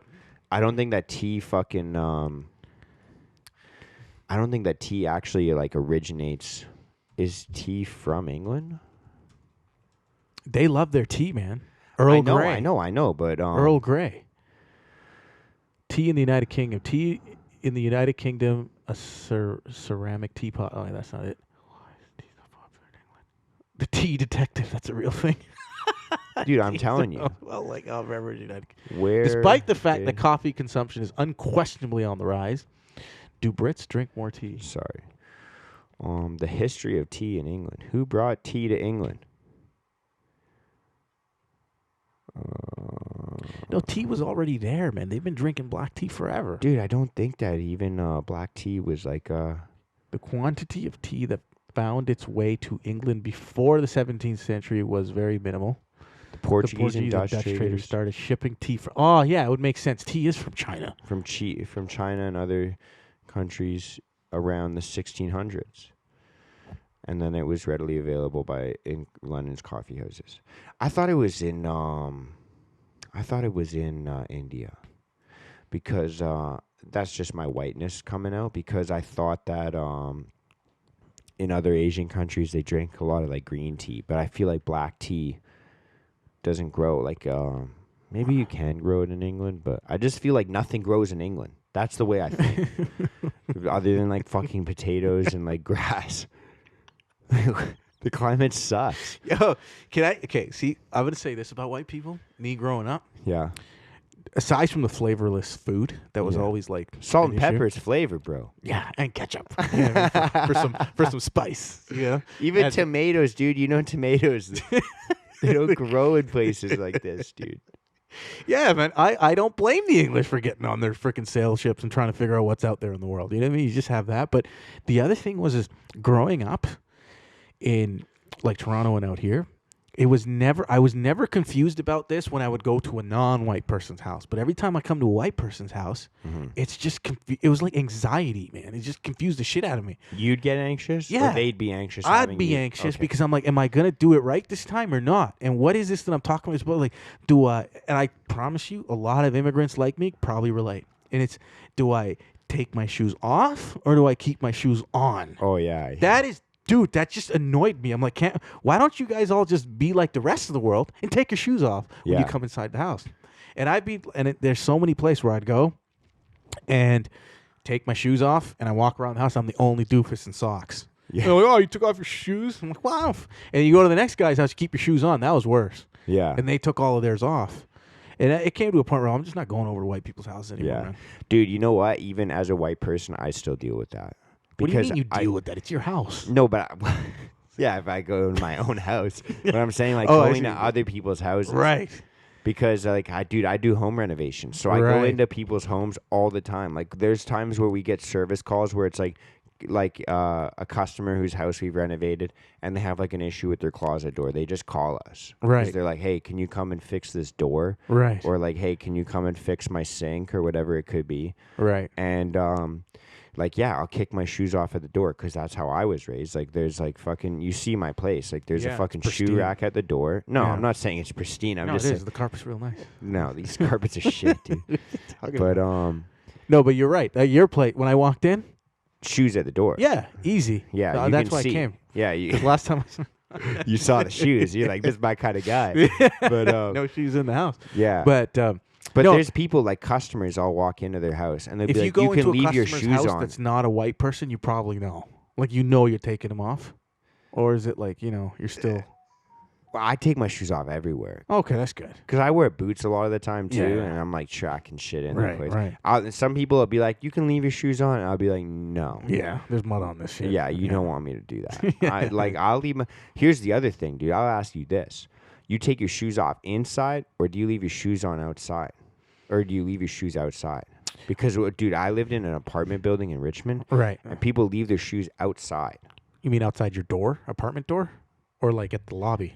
Yeah, or no, outside the door. Right. But would you leave your shoes outside the door or inside the door? No, I at least enter the door with my shoes on, Yeah. and then there should be a shoe rack, depending. But if I go to Or someone's a mat house, at least. yeah, if I go to someone's house and I see like shoes in a rack outside the door, I got the idea. You know what I mean? These people are nice. We're They're breaking helpful. racial barriers here. Big time, man. With, like, connecting. This is what the country needs. Yeah, really, not all this. But can we get back on that offensive thing? On that. Yeah, it offends offended me, but yeah, Why? because I'm white. And if I got nothing better to do, I'm getting offended on someone's behalf. No, but honestly, man, it's not even white people anymore. You guys have you've passed that skill on to Transcend. everybody. transcends. Everybody and their mama is offended these days about Yeah. everything. And we live in a world where we're constantly trying to meet the demands of the offended people. And taking offense is the cheapest virtue signal that you could possibly do. It's the most useless thing that you can I don't know, man. When people get offended and they just sat there and like, well, you can't say that. It's offensive. And they don't even argue it. I don't even know what that means. Like, what do you mean by when you say that's offensive and you can't say that? Like, it hurts their feelings? You know what I mean? Feelings are all fucking, fugazi anyways. Why are we trying to cater What's to them? Fugazi mean? Feelings. Oh, fugazi. You ever see that movie with Leonardo DiCaprio? No. The Wolf of Wall Street? Yes. Yeah, remember that scene? He's like, they're talking about the stock. Oh, He's like, yeah. He's like, Yeah. it's all fugazi. Nobody knows if it's going up or down. Everyone's just blah blah. That's that. That was a dumb moment for me. I'm sure you have plenty of those. Yeah. It's just, I would But- ask my editor to cut that out, but it's me and I'll forget. right. Well, two idiots on a pod, right? But I would give you more credit for being smarter. I don't But, think so. I don't think people listen no, to but, this like, to hear my intelligence. People hear stuff and they'll get offended. Right. Meaning you somehow violated their emotional state inside of them. Well, let me tell you something. Your emotional state inside of you, whatever it is your responsibility, not mine. Right. Right? So if your emotions are going up or blah, blah, blah and haywire because I said something, sorry. We can't be going around saying you can't be saying. It's come to the point where now it's moved into corporate and government policy.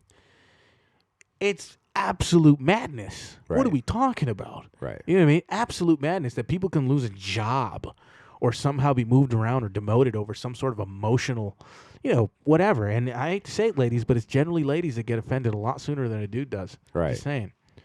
It's not to be sexist or anything, but that's just my observation. Yeah, I think I agree with that. Yeah, I think okay, go be if you're offended, that's fine. Just go to the washroom. right. Go take a pee, let it flush out. I don't know, but it doesn't matter. You can't ask the world to change around you because something has been said that affects your internal emotions. It's a road to the bottom for society, and we're going there. Yeah. Clearly, Yeah. it's the road to the bottom, and people got to stop the shit ASAP. As And teach your kids the same, folks. Yeah, as somebody who I tend to agree with you on that. I can be viewed as very insensitive sometimes because I will say things very bluntly the way I see them, and I don't really apologize for it. But What's one of the most offensive things you think you've said? I think a lot of the times, I just I'd say I'm insensitive when people come to me with issues a lot of the time because I struggle with acknowledging Complainers. yes. Yeah.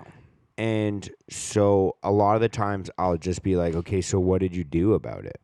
Mm-hmm. Like that was one of the things I All right. amateur. Amateur hour, bro. But Hussain's phone just rang on the podcast. A busy guy. No, Anyways, let me just turn this off. I used to have a boss, and anytime I came to them with a problem, I'd be like, oh, this customer said this and that, and I fucked up the contract or blah, blah, blah, blah, blah. They would always say, like, well, what did you do about it? Mm-hmm. And I'd be like, well, I came to you to see what you say. And they were like, what good does that do? Like, you could have fixed this issue. Mm-hmm. What did you do about it? Right. And then the next question they'd say is, well, what do you think I'm going to tell you to do?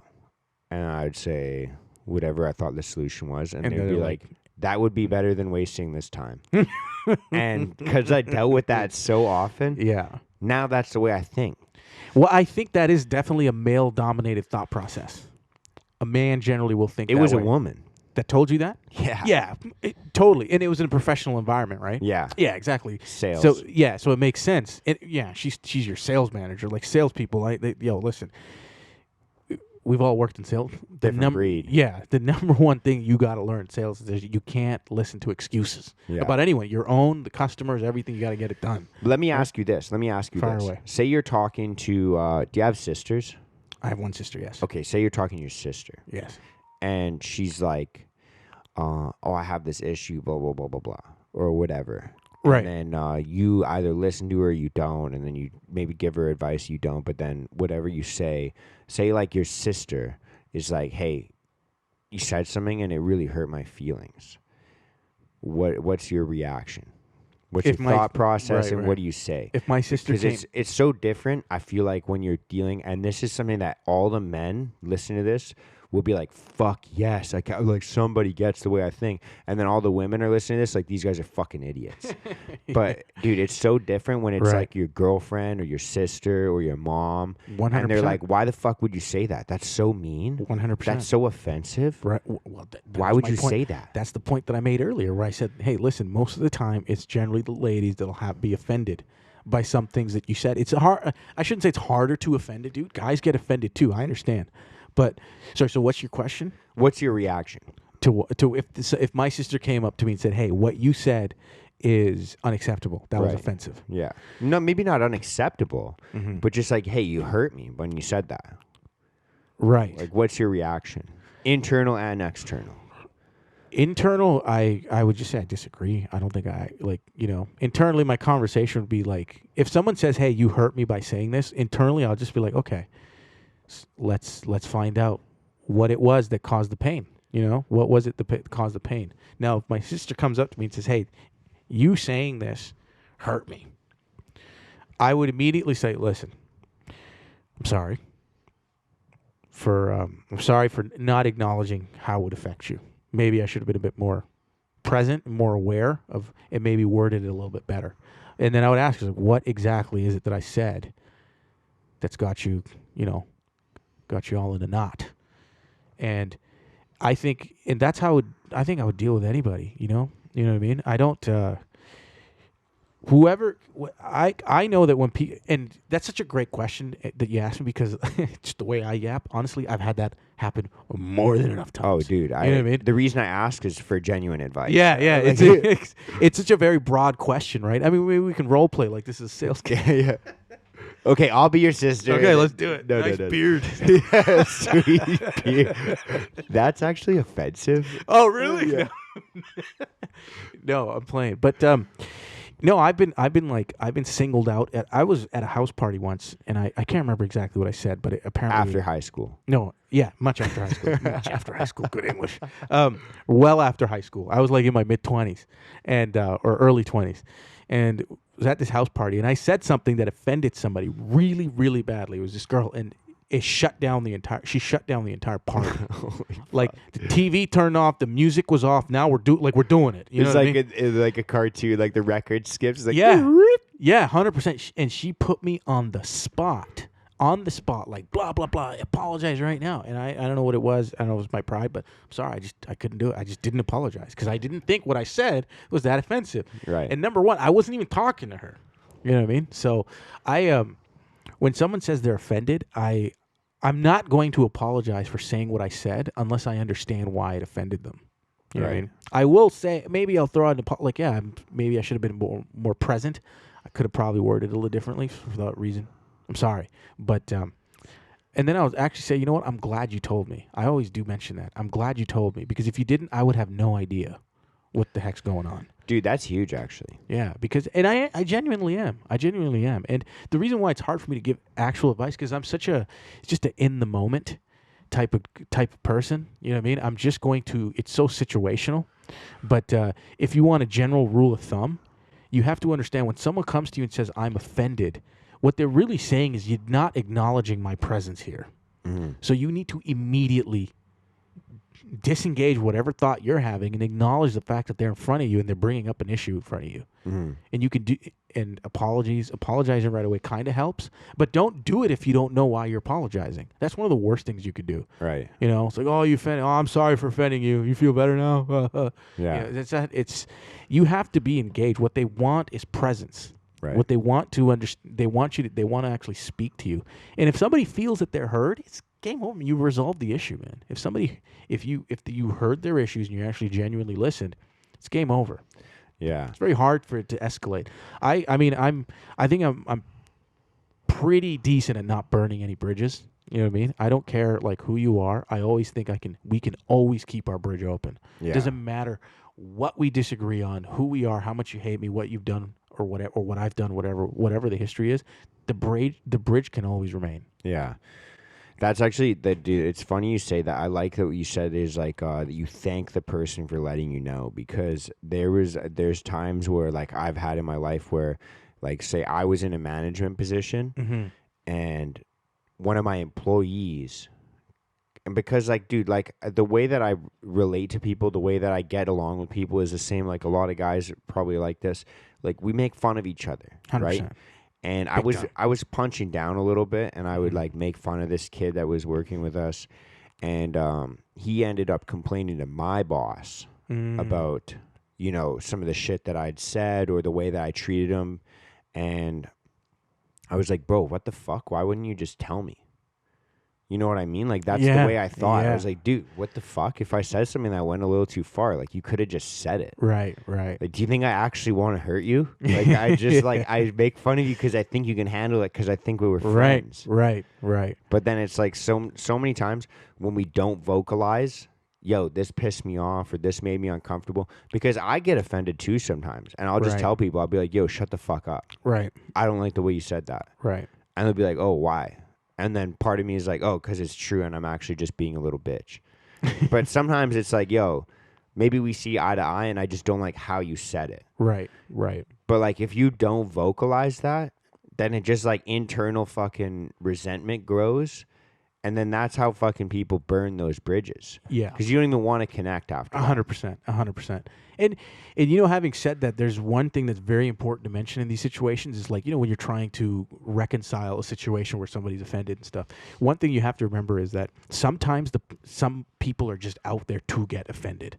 They're out there to get offended. There's nothing you can really do but to... I guess some people just need to get it out of their systems. And that's why it's so important for you as an individual to know who you are internally so you can decipher the situations. If you have no sense of self, if someone tells you, hey, you offended me, you'll actually get scared. Oh, I'm sorry. Blah, blah, blah. And maybe that person just wanted to be offended. Right. And other times someone will be genuinely hurt by what you said, but you have no sense of self. And you're just like, oh, whatever, blah, blah, blah. You didn't need to. So it's not about the technique. It's not about the lines. It's not about like how to address. It always comes back down to having a sense of self, especially as a man. You know what I mean? I'm not trying to turn this into a man-woman converson. I'm just saying this from a man's perspective. They're the same thing. Yeah. They're... Not necessarily. No, I'm just sorry. Well, I guess if you're going through the puberty blockers. Yeah. But it's like, especially as a man, you need to have a sense of self. You need to know how to problem solve. And if you can learn how to deal with individuals, you're in the marketplace. You've increased your value by it doesn't matter where you were. You were in construction. You can work in like a warehouse. You can be working at a CEO level somewhere. But if you have people skills where you can communicate with people very clearly and deliver a message, it's game over for you. You're more valuable everywhere you go as a result. And the only way, and I'm telling you, it's the only way. Mm-hmm. It's not by reading a book. It's not about listening to the 10 steps to a podcast, to a particular way how to communicate. These are all things that kind of help. But if you don't have a sense of self, all of that stuff is bogus for you. Yeah. All of it. Because what you're going to do is, what you're doing is you're looking for yourself inside of a book. You're looking for yourself inside of a skill. Or you're looking for yourself inside of someone else's opinion. And next thing you know, you've kind of like, it's like a makeshift car. You know, you picked up a part from here, blah, blah, blah, and there's no unison, there's no alignment, and you're just kind of, it's a raggedy car that's going around. The first person says, I'm offended, the engine blows. You know, you don't know what to do. But if you're in alignment, you have a sense of self, you have like much of the things that you do, you know, you talk about, you're out there running. When you're out there on 75R at 4 o'clock in the morning, and you're doing your run, what you're doing is you're developing a relationship with yourself. It's quiet. No one's out there. You're getting to know who you are in silence. And when you get to that level, you can learn to trust yourself. So when someone does come to you and says, hey, Mr. Bearded White Man, offended the shit out of me with your racist nonsense. Right. You'll know.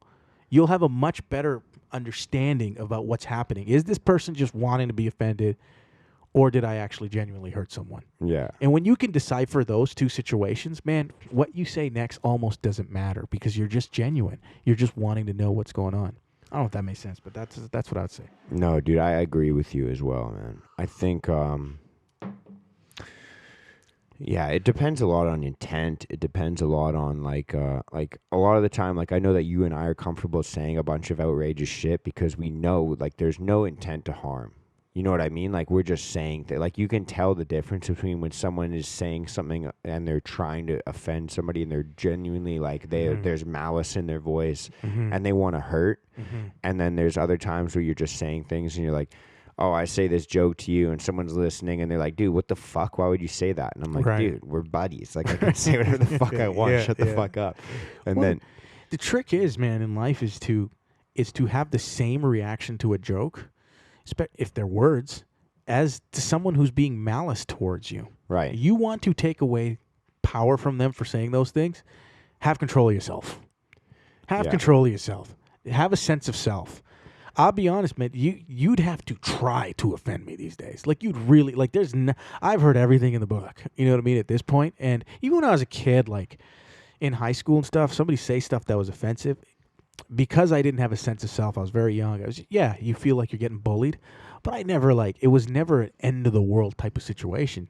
And you just that's where I think I developed a lot of my wit, where I went to a school where like bullying was a thing. Yeah. It was like, bro, everyone did it, even amongst my closest friends. I mentioned it on one of the podcasts already. Like the things that we made fun of each other for, it was like outrageous. I'm sure today you'd be like canceled and sent home for some of the stuff, but it developed character.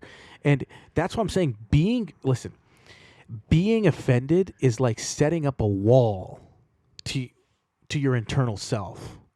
You know what I mean? It's like whatever somebody wants to say to you, it's like it's not allowed to come in because you're protecting this like cocoon or something inside of you that's so fragile, which is you. And I propose to you, if you're somebody who gets offended all the time like that, I propose to you, you're not that fragile. You're not that fragile. You're actually a lot more stronger than you think you are. These words don't actually offend you. What people are saying don't actually offend you. What's happening is you have this, I think there's, in the world, every individual is made up of 4 layers. Generally, I'd say 95 to 98% of the world is made up of 4 layers. It's their name, job, relation to their family, and then if you're really depth and you're an in-depth person, you can claim a religion. Right? You'll claim some sort of religion. Or atheist. Same thing, some sort of spiritual level. Yeah. Those are the 4 layers, right, that exist. And if someone says something and... Unless you're liberal, then it's your gender and your race as well. Man, they got layer after layer. Like some disgusting onions out there. But but if you...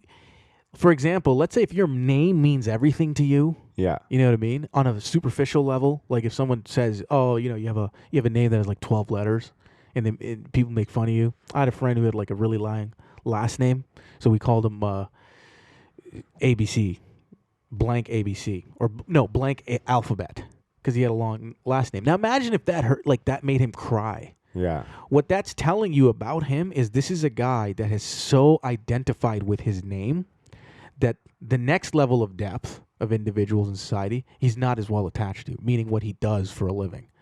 These are I'm categorizing, really generalizing. But if you talk to somebody, I've done this test for a while. You just talk to, who are you? I'm blah blah blah. Okay, well, that's your name. Who are you?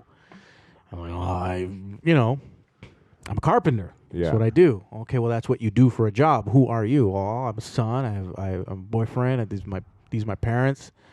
Okay, so that's your family. But who are you? Well, I'm a Christian. Yeah. Okay, that's your religion. Who are you? Beyond that, people have no idea what to say next.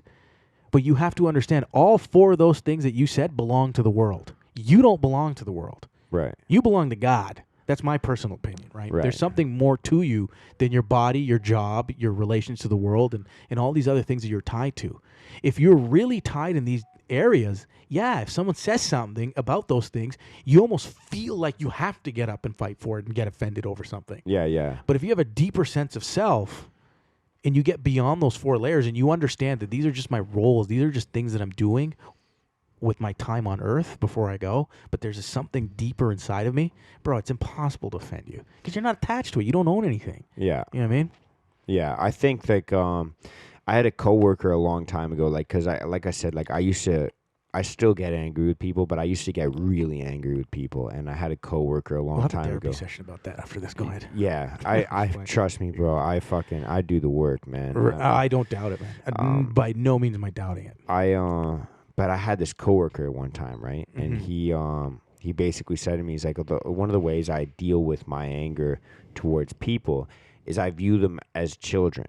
And I think about, like when you see, some kids are brats, right? But say like you see like a 4-year-old kid. Right. Hasn't really like got the chance to even be disciplined or mature or anything like that. You see a 4-year-old kid and they just come up to you and they like take a Lego block and they just smash it into your leg. Mm-hmm. You don't think like, what the fuck? You don't think like, oh, what a fucking idiot. You don't think about hitting the kid. You don't think about like how pissed you are. You're just like, oh, it's a kid being a kid. Mm-hmm. You know what I mean? Like it's just, oh, that's just whatever. Like it's fuck, it's all good. Right. But that's the way he views, like he's like, that's the way I view everybody, because you realize that everyone's just trying to figure shit out. And so essentially everyone is a kid. Like people don't really know how to interact with people until they learn. And everyone's just trying to learn how to live life. 100%. And so he's explained it in this way. And then since then, I kind of view it the same way. I'm like, yeah, I get, okay, yeah, this is a person just trying to figure it out. And now I find the only time I can ever be offended by something that somebody says is if a part of me believes that it's true. And so, like, part of the way that I've started to deal with my anger is to eliminate the things that piss me off about myself. So that now when people say those things, like if someone were to call me fat or unathletic or like whatever, I'm like, I know it's not fucking true, dude. Right. Let's go for a fucking run right now. Right. Well, okay, so let me ask you this. What if it was true? Then the answer to that is obvious. Like it's like, okay, angry? you fucking fucking punch them in the fucking face. No, the answer not if I run. Yeah, no. The answer to that is right here. Right. Or in those bullets. No, yeah. I'm kidding. But what? Anyways, no. The answer that's is a little bit too much. You know, you got a yeah. white beard and everything. We can't be talking about bullets on air. No, Yeah. I'm kidding. Like, what are you, the government of Canada, man? Fuck. Jesus Christ. Shut You can cut this part out if you want. Shut the fuck up about my guns and bullets. No, I'll leave it in. No, I got my fucking gun license. I'm a legal gun owner. well, you're not black. Yeah. Holy shit. Hey, It's because we're in Vancouver, man. They barely exist here. You black people? Yeah. Come down to New Westminster. Yeah, no, that's where they all are, dude. I fucking spend a lot of time in New West. I go to a fucking church in New West, dude. Right. So, what does that tell you? You go to church? Yeah, I started going to church. Oh, yeah, you mentioned that to me. Over Christmas, you were like, hey, you going to the Sunday session. Yeah, dude. Let's talk about that. So, have you recently started going to church? I grew out to church when I was a kid, and then I started going again recently. Okay, so as an adult. Yeah. Let's talk about that.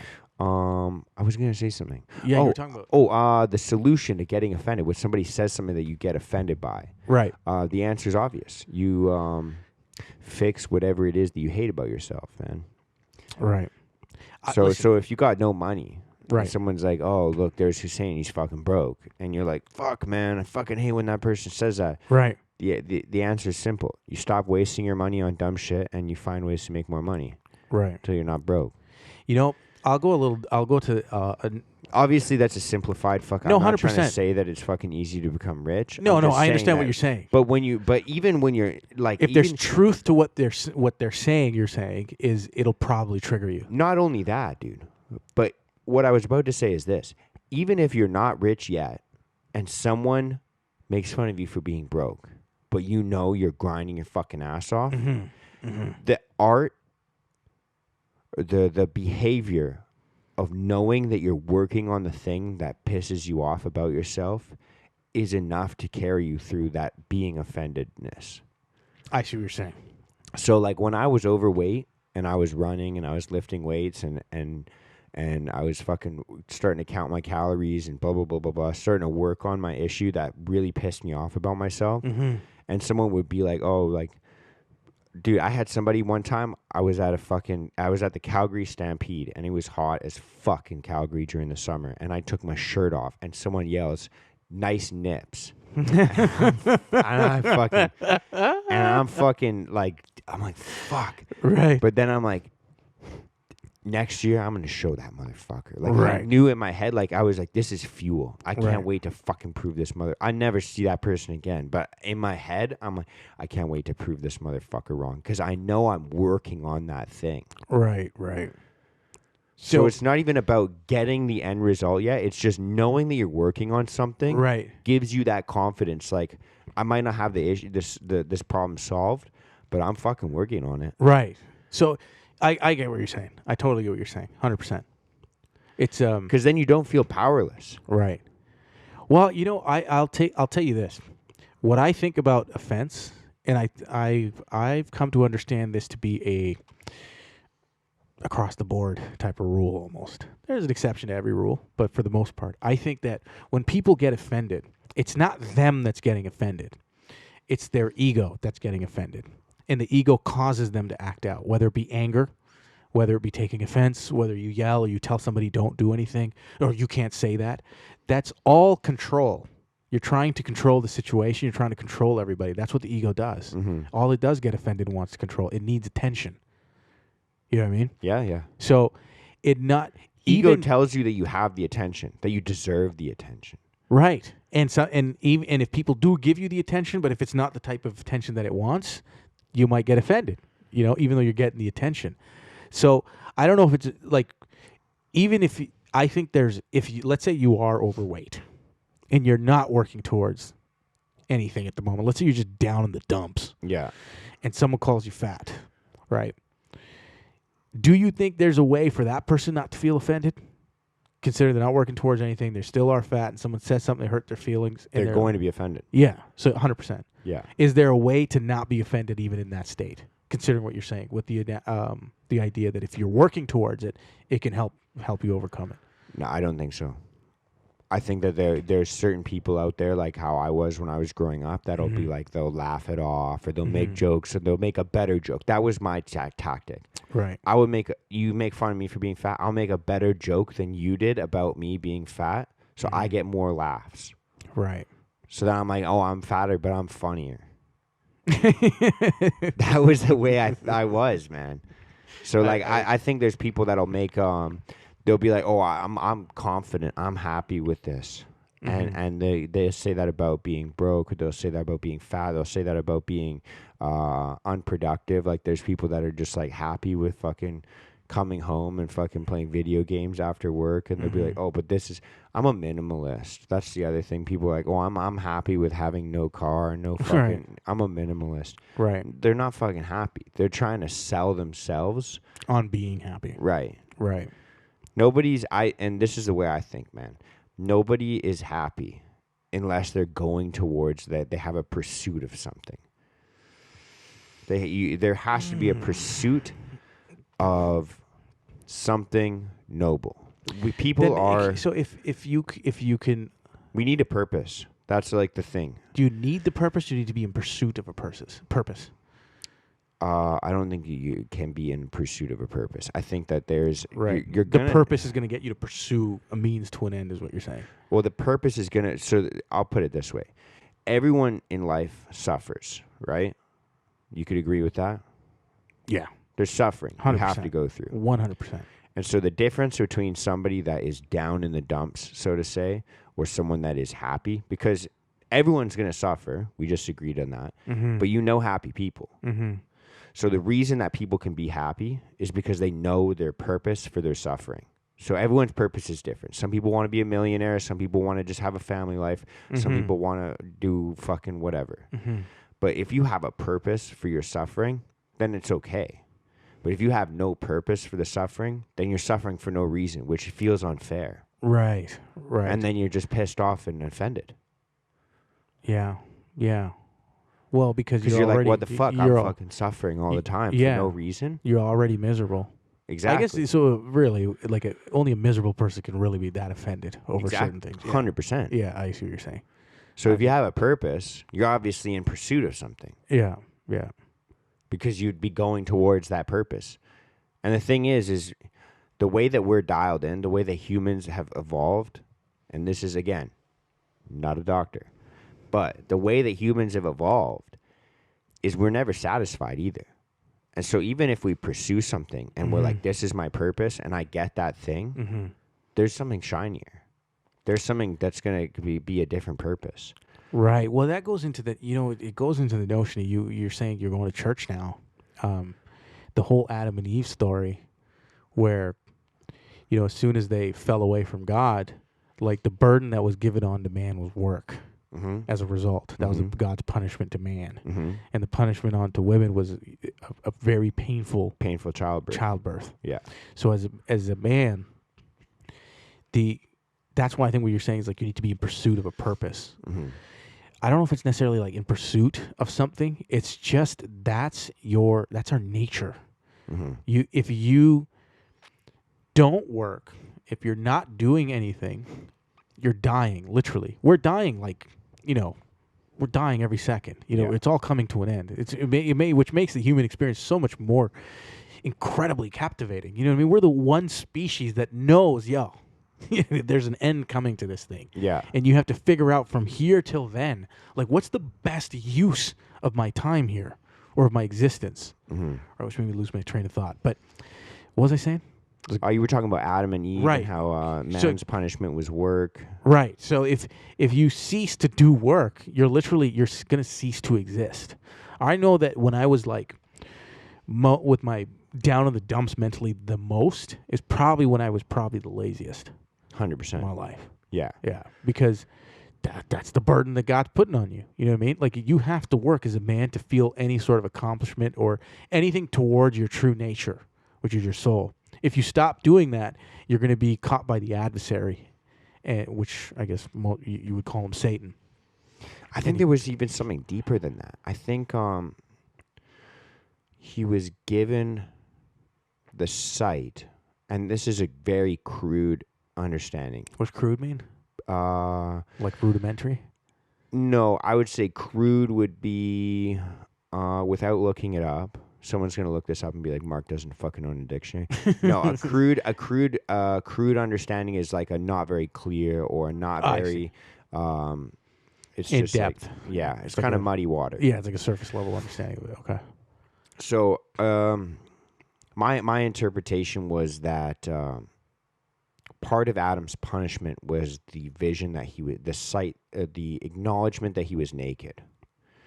And knowing that he was naked, because God says, well, where are you? Where are you? And he says, I'm hiding. Right. And that's a funny thing because God is said to be omniscient. So he knows where Adam is, but he gives him the opportunity to say, hey, where are you? And he says, oh, okay, yeah, you found me. I'm over here. Right. And he goes, well, what are you doing over there? He goes, well, I'm hiding. Mm-hmm. And then he goes, well, why are you hiding? He says, well, because I'm naked. And he goes, well, who said you're naked? Mm. And he said, well, I just feel like I am. He said, you ate the fruit, didn't you? Right. Even though he knows. Yeah. And then he's like, well, yeah, I ate the fruit, but Eve told me to. And then he was like, option. He's like, do you want to tell the truth? No, I'm going to lie. Do you want to tell the truth? No, I'll make an excuse. Do you want to tell the truth? No, I'll blame it on someone else. Right. And yeah, go ahead. Part of the I'm trying to remember why I got going on this. Oh, part of the punishment was the feeling, like the acknowledgement that you're naked, and this feeling like I have to make myself better. I have to get clothing. I have to, and that's part of the punishment of the work. Yes, I think feed yourself, to get yourself clothing, to taking care of yourself. Right, because when he made us, we were perfect. We didn't need any of that up until we fell away. And he provided the fruit. Right? Yes. He said you can eat everything here, but just not that from that tree. Right. I think what you're right. I've heard this before, and I think what it is, I think they call it the burden of knowledge, which was given on to man. Yeah, because it's the tree of knowledge. Yes. It was the tree of knowledge. Right. The burden of knowledge, because they both became aware they're naked. Before that, they just existed. You know, there was no lusting after each other. They were both naked. They were just existing in purity. But when they fell, the burden of knowledge, meaning like the knowledge of the universe and the existence of the dark and light, was now given onto man. And as a result, this is what and that's why I think knowledge can cause a lot of suffering. You know, it can lead to a lot of suffering. Oh, bro. Right? Dude, if you study Norse mythology at all, which I have studied a lot, Odin, for example, a lot of the gods, but Odin in particular, will sacrifice parts of his body for knowledge. Wow. For more knowledge? Yeah, dude. So it becomes an addiction. Yeah, dude. And so in Norse mythology, the gods are not omniscient. There's no way that there's like an all-seeing eye kind of thing. I see. So Odin, for example, will often disguise himself as a human and go around and speak to people so he can learn things. And he has two crows, which represent basically like wisdom and memory. And so they'll fly around and be his eyes and come back and report to him. But Odin, if you look him up, if you look at pictures of Odin, dude, he always has one eye. And the reason why, dude, is because he sacrificed one of his eyes for knowledge, man. And so he symbolizes, like if you look at pictures of him, he always has one eye. This is Thor's dad. Yeah, sort of, yeah. Okay. So in every depiction of him, whether it's in a video game or anything, he has one eye. And the reason he only has one eye is because in the mythology, in the myths, in the stories, he gives up his eye essentially for knowledge. Yeah, and wisdom. Right. And what do we think knowledge and wisdom gives us? I think it's because he thought he'd get more power. Yeah, he's also just like part of his whole thing, like his birds, his crows represent memory and wisdom. So like the idea of Odin, like a lot of the times he disguises himself as a traveler. That's his spear, dude. His spear can't miss a target. It's super sick. There's a lot of cool mythology. Yeah, it's Thor's dad. Yeah. And what was I going to say? Dude, so like Odin's whole thing, the thing about mythology, like the Norse mythology, is a lot of these gods represent universal phenomena. Right. And they just explain, like they're there not as gods the way that like the monotheistic religions explain a god as like a creator and they love you and they care about you. Like these gods represent things like just environmental phenomenon, like the waves in the ocean or condensation in the atmosphere, or like it's just a simple thing of like a 6-year-old kid asks their grandpa like, hey, how come the earth how come the sun and the moon fly around in the air like that? Oh, they're being chased by wolves. Oh, I see. They're being chased by this god. Right. So like it's just how you explain mythology. Yeah. I remember it's similar to Greek mythology. Really similar. There's so many parallelisms between Greek and Norse mythology. But Odin himself represents, in my eyes, my depiction of it is the pursuit of knowledge and wisdom for humans. That's like kind of what he represents and what we're willing to sacrifice to learn. Right. Well, I mean, that's the thing. It's just it becomes this that like, I mean, I've come to understand it from almost from a biological all the way to the spiritual realm, that it's not what we're really seeking is peace. And what I've come to understand peace to be is just complete and utter emptiness, complete and utter detachment. It's interesting you say, we were talking about Adam and Eve. I am and you were talking about anger. There's a pastor that I listen to, and to be honest, like listening to his work has completely changed my entire perspective on life. It's helped me improve my relationship with my parents, my family, like everything. It helped me to really kind of punch through. What's his name? Jesse Lee Peterson. He's like this black pastor. Says a lot of controversial stuff. Ooh. Yeah. Like, here's one. Racism doesn't exist, he says. It doesn't even exist. Like, racism doesn't exist. He's like, there is no such thing as isms. Because, well, actually, here, I'll give you the little rundown. What about criticism? No, it threw me off a little bit. It's like, no isms, he said. But about, like, sexism, racism. He goes, like, Islamphobism. It just sounds what like about communism? Well, I guess it exists. I mean, you could try to. I know a lot of ism words. Yeah, we do. Yeah, capitalism. I do own a dictionary, right. bitch. We're going to talk about that a little bit later, communism. But, to give you a little rundown on his... Actually, I totally recommend his book, too. It's called The Antidote, From Rage to Responsibility, How to Overcome Your Rage. Wow. But it talks about how, when Eve ate, he said the spirit of Satan flows through earth, through humans, in the form of anger. Yeah. So if you have anger, it's because you have the spirit of the devil within you. And the reason why we all have it is because we're all born into sin, meaning we're all born in like messed up families. You know what I mean? And our job is to overcome the sinful nature within us, which is that spirit of anger, which comes from Satan. You can screw that thing. Sorry. Oh, yeah, that helps. Tighten yeah, that it keeps thing. on like tipping off. There we go. Yeah, and the spirit of anger is what flows through individuals. That's what causes their own demise and destruction. But it convinces them that it's the world, but it's really themselves that are doing it. Mm-hmm. And to overcome it, you have to become... Did I just kill it? No, we're good. Okay. Yeah, it's like you have to overcome the spirit of anger within you. For as long as you are angry, you are not with God. Mm-hmm. And you have to overcome your anger. And anyone, he says, that has anger can't be trusted because they have that evil nature within them. Yeah. And the way that he says that you overcome it is you have to become of forgiveness by forgiving. But you need to take on the nature of forgiveness. And that there is no goodness in any man or woman. There's only goodness in God. And the only people who are good are the ones who are allowing the light of God to flow through them. And if you have anger, there's no way the light of God is flowing through you. So you're no good. And you have to admit that to yourself. And that's the beginning of the process, right? And a lot of people have an issue with that, right? Because it's a huge hit to the ego. Like, I'm no good. I'm a wretched person. Mm-hmm. And that's where I remember in the first episode we talked about, I said, like, none of us are better than a pedophile. That's hard to kind of hear for a lot of people. What are you talking about? But just because it's within you, you haven't acted out on it, doesn't mean it's not within you, in a sense. Yeah. You know what I mean? So to overcome fully your anger is the goal. And the way you do it is by forgiving. The first, where it's rooted is your relationship. Oh, sorry, that was a little loud. Where it's rooted is your relationship with your parents is where it comes from, because that's where you come from. All of us enter the earth through the woman.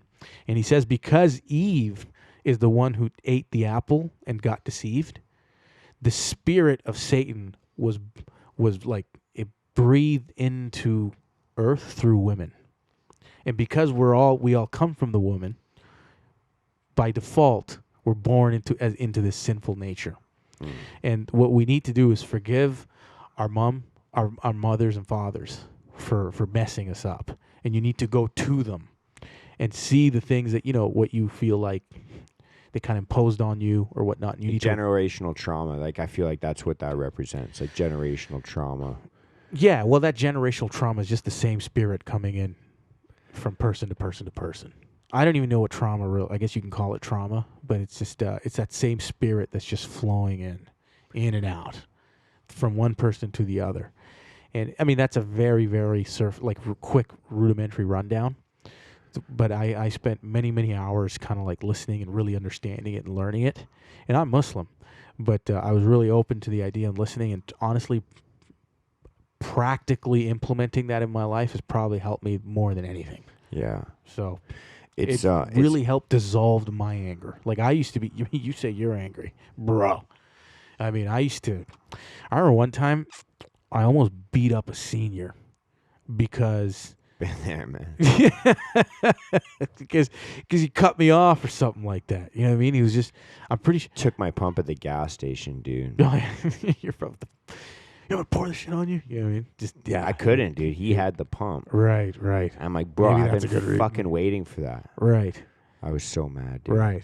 And when I got that angry, that moment, because I was following this guy home, because he honked at me, and as soon as he did, I can't even explain. I didn't even think. I just parked my car, slammed. You know when someone takes their seatbelt off and gets out of the car, you know, like, oh shit, this guy's about to go down. Yeah. So he got out and was like yelling, and then I got out. When he saw me get out and and he was like, oh shit, like I don't want none of this. So he got in his car and drove off, and I quickly ran back to my car and I started driving after him. And just through this fit of rage, I was like, I'm gonna find this motherfucker. I don't even know what I was gonna do. Like, I don't know what I was gonna do. I wasn't planning on like hurting the person, but I at least needed to like swear at him or something. Yeah. But halfway there, I don't know. I calmed down. I was just like, what am I doing? What am I doing? Yeah. It's somebody's grandfather. You know what I mean? Somebody's dad. Like, it's not even that big of an issue, man. Yeah. I didn't see it then. Today, I mean, it's just completely wild that I ever did that. Yeah. I'm a completely different person. No, but that's what anger does, man. Yeah, absolutely.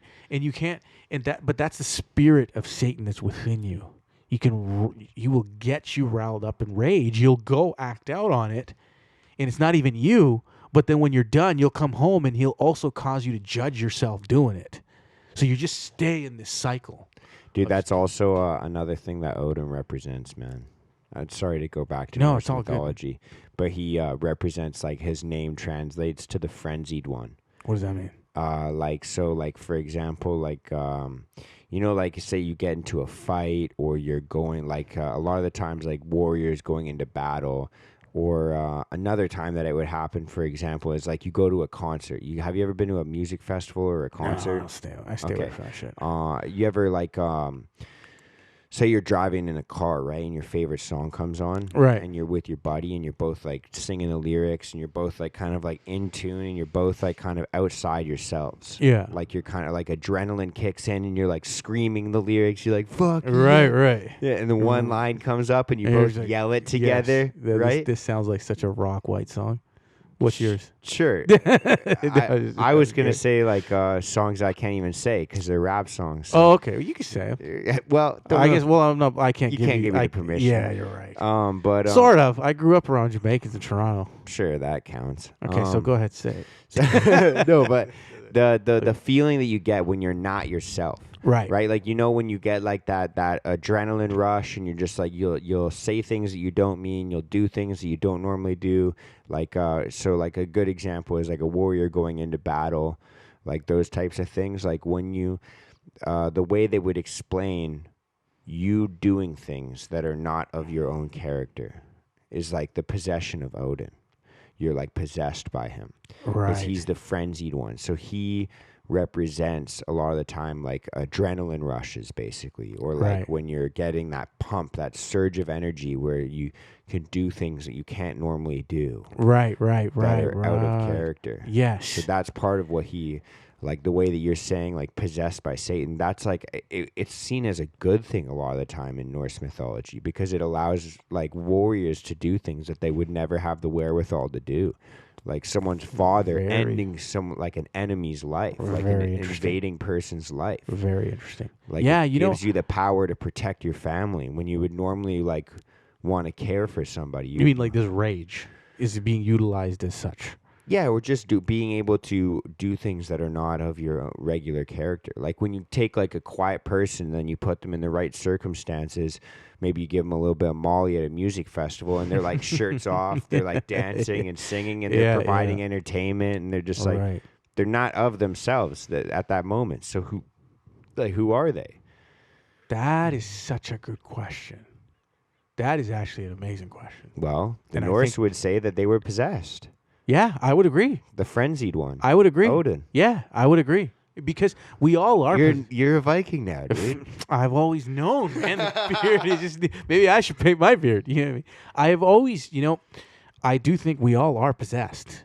Yeah. But you're either in the possession of the source of light or you're possessed by the darkness. You know what I mean? But what's Majority- the difference? So say like you do something like violent, right? Right. What's the difference between viewing it in a good manner or a bad manner? Oh, this is a great I love this. This is a great conversation. The difference is I'll tell you. Okay, we're getting up there, right? Doesn't matter to me. Okay. I'll tell you this. Okay, so I'll explain it this way. Last year, or when I started my film business, I'm like, I need a new computer. I need something that can handle the editing stuff. So I needed to build out a computer. I built out a computer, and building it myself. I started from scratch. I had no idea I could do this shit. But you buy the different parts. The chip is like and I started to see. Motherboard. Yeah, you got your motherboard. And then the chip is like the brain, the memory. Get some RAM. The RAM, that's the memory. Click it in and all that stuff. And I saw it, and it's all formulated. I'm like, oh, I see. This is how it all works. It's like the structure. But that computer, but that computer won't do nothing until I connect it to a source. Right. Right. And if you like here in America, in North America, you have like direct current, and then you have alternating current out in Europe, and that's why you have the adapters and stuff.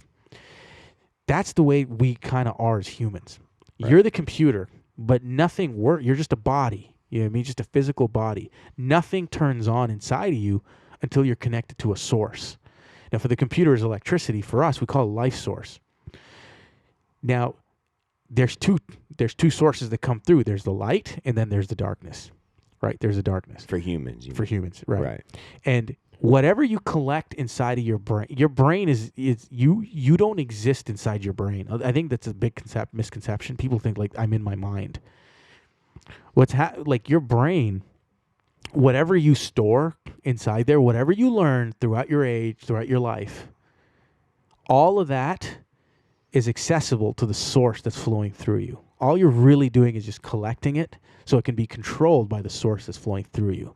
And if you're an angry, raging person, you can be capable of doing things that you never even thought you would do that's of evil. It's not about killing and murdering. It's about the light that's flowing through you. And you'll see that throughout. You'll see it throughout in history. Or you watch Star Wars. There's the light, there's the darkness. That this duality constantly is explained throughout history. Mm. And you see wars that happen. You have some people fighting just to, back in medieval times, you have the Crusades. The Crusades, you know what I mean? And both sides thought they were fighting for the light, but that's not necessarily just because they had a cross on them. You ever seen that movie Kingdom of Heaven? Yeah. Great movie, right? And did you see that the two kings, when that first altercation happened, the king that had the messed up mask, like the messed up face, when he met Saladin in the middle, those two men negotiated a peace treaty because what was important to them was what? The lives of their men. Mm-hmm. So they negotiated and they did not go to war. Mm-hmm. Those are two gentlemen that have the light flowing through them. Call them Christian, call them Muslim, call them whatever you want. But that type of behavior represents light because it's not looking to destroy and destruct versus the French guy who went out to purposely go and break the treaty, kill someone. He's wearing the same cross, right? But he goes and kills the sister of Saladin because he wants to instigate and create war. That's darkness flowing through someone.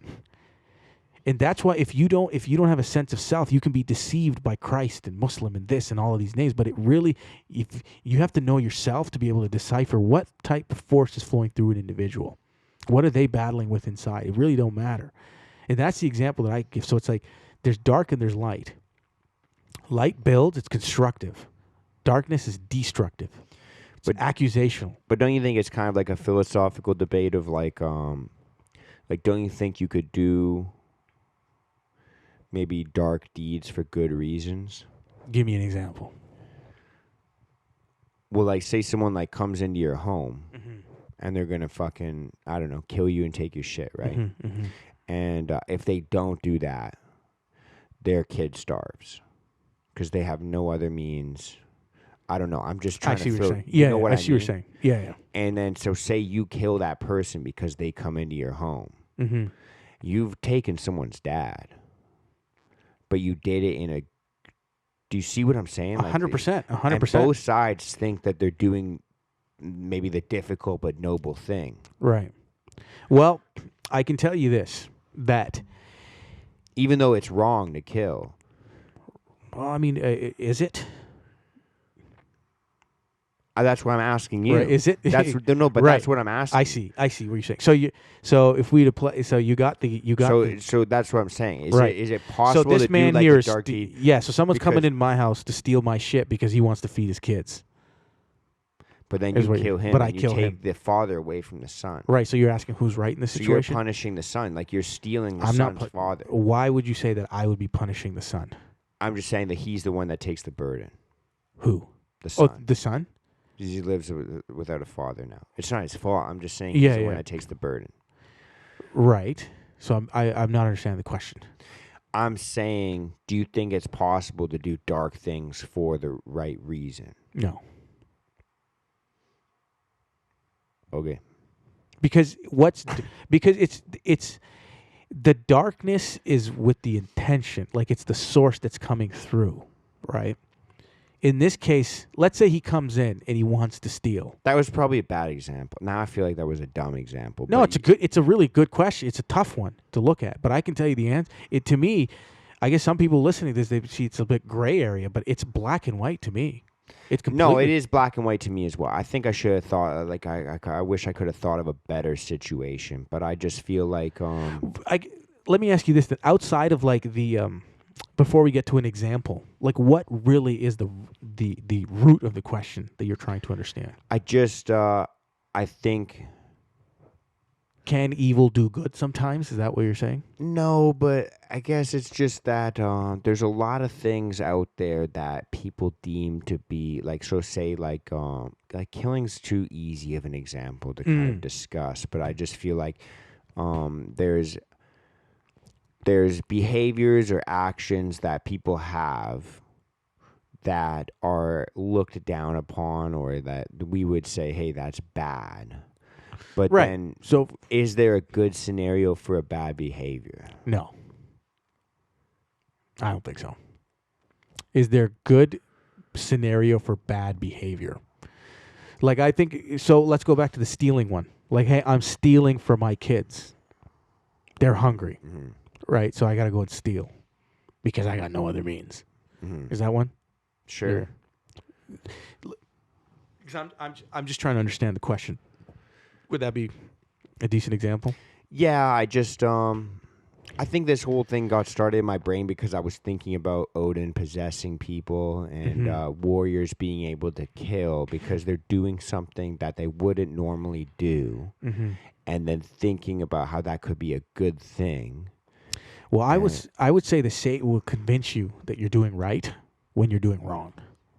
You'll be convinced because you're possessed, right? That's very, very common, very, very easy. I mean, to explain it, it's happening in today's world like no other. There's examples everywhere in terms of what you're talking about, right? Like, is there a good time to do something that would kind of seem a little shady or bad, right? Unfortunately, enough people have been convinced that yes, that is okay. That's why we're in the state that we're in the world. You take a look around the world. You think the world's in a bad state right now? I think the world the trajectory is downhill and self-destructive, right? It's self-destructive. And the reason I say that is because you and I, what is the world made up? It's made up of us, the individuals, right? And you don't think it's like grass and oceans and... Well, I mean, it's all here for us. You know what I mean? It's all here. We have authority and domain over Earth.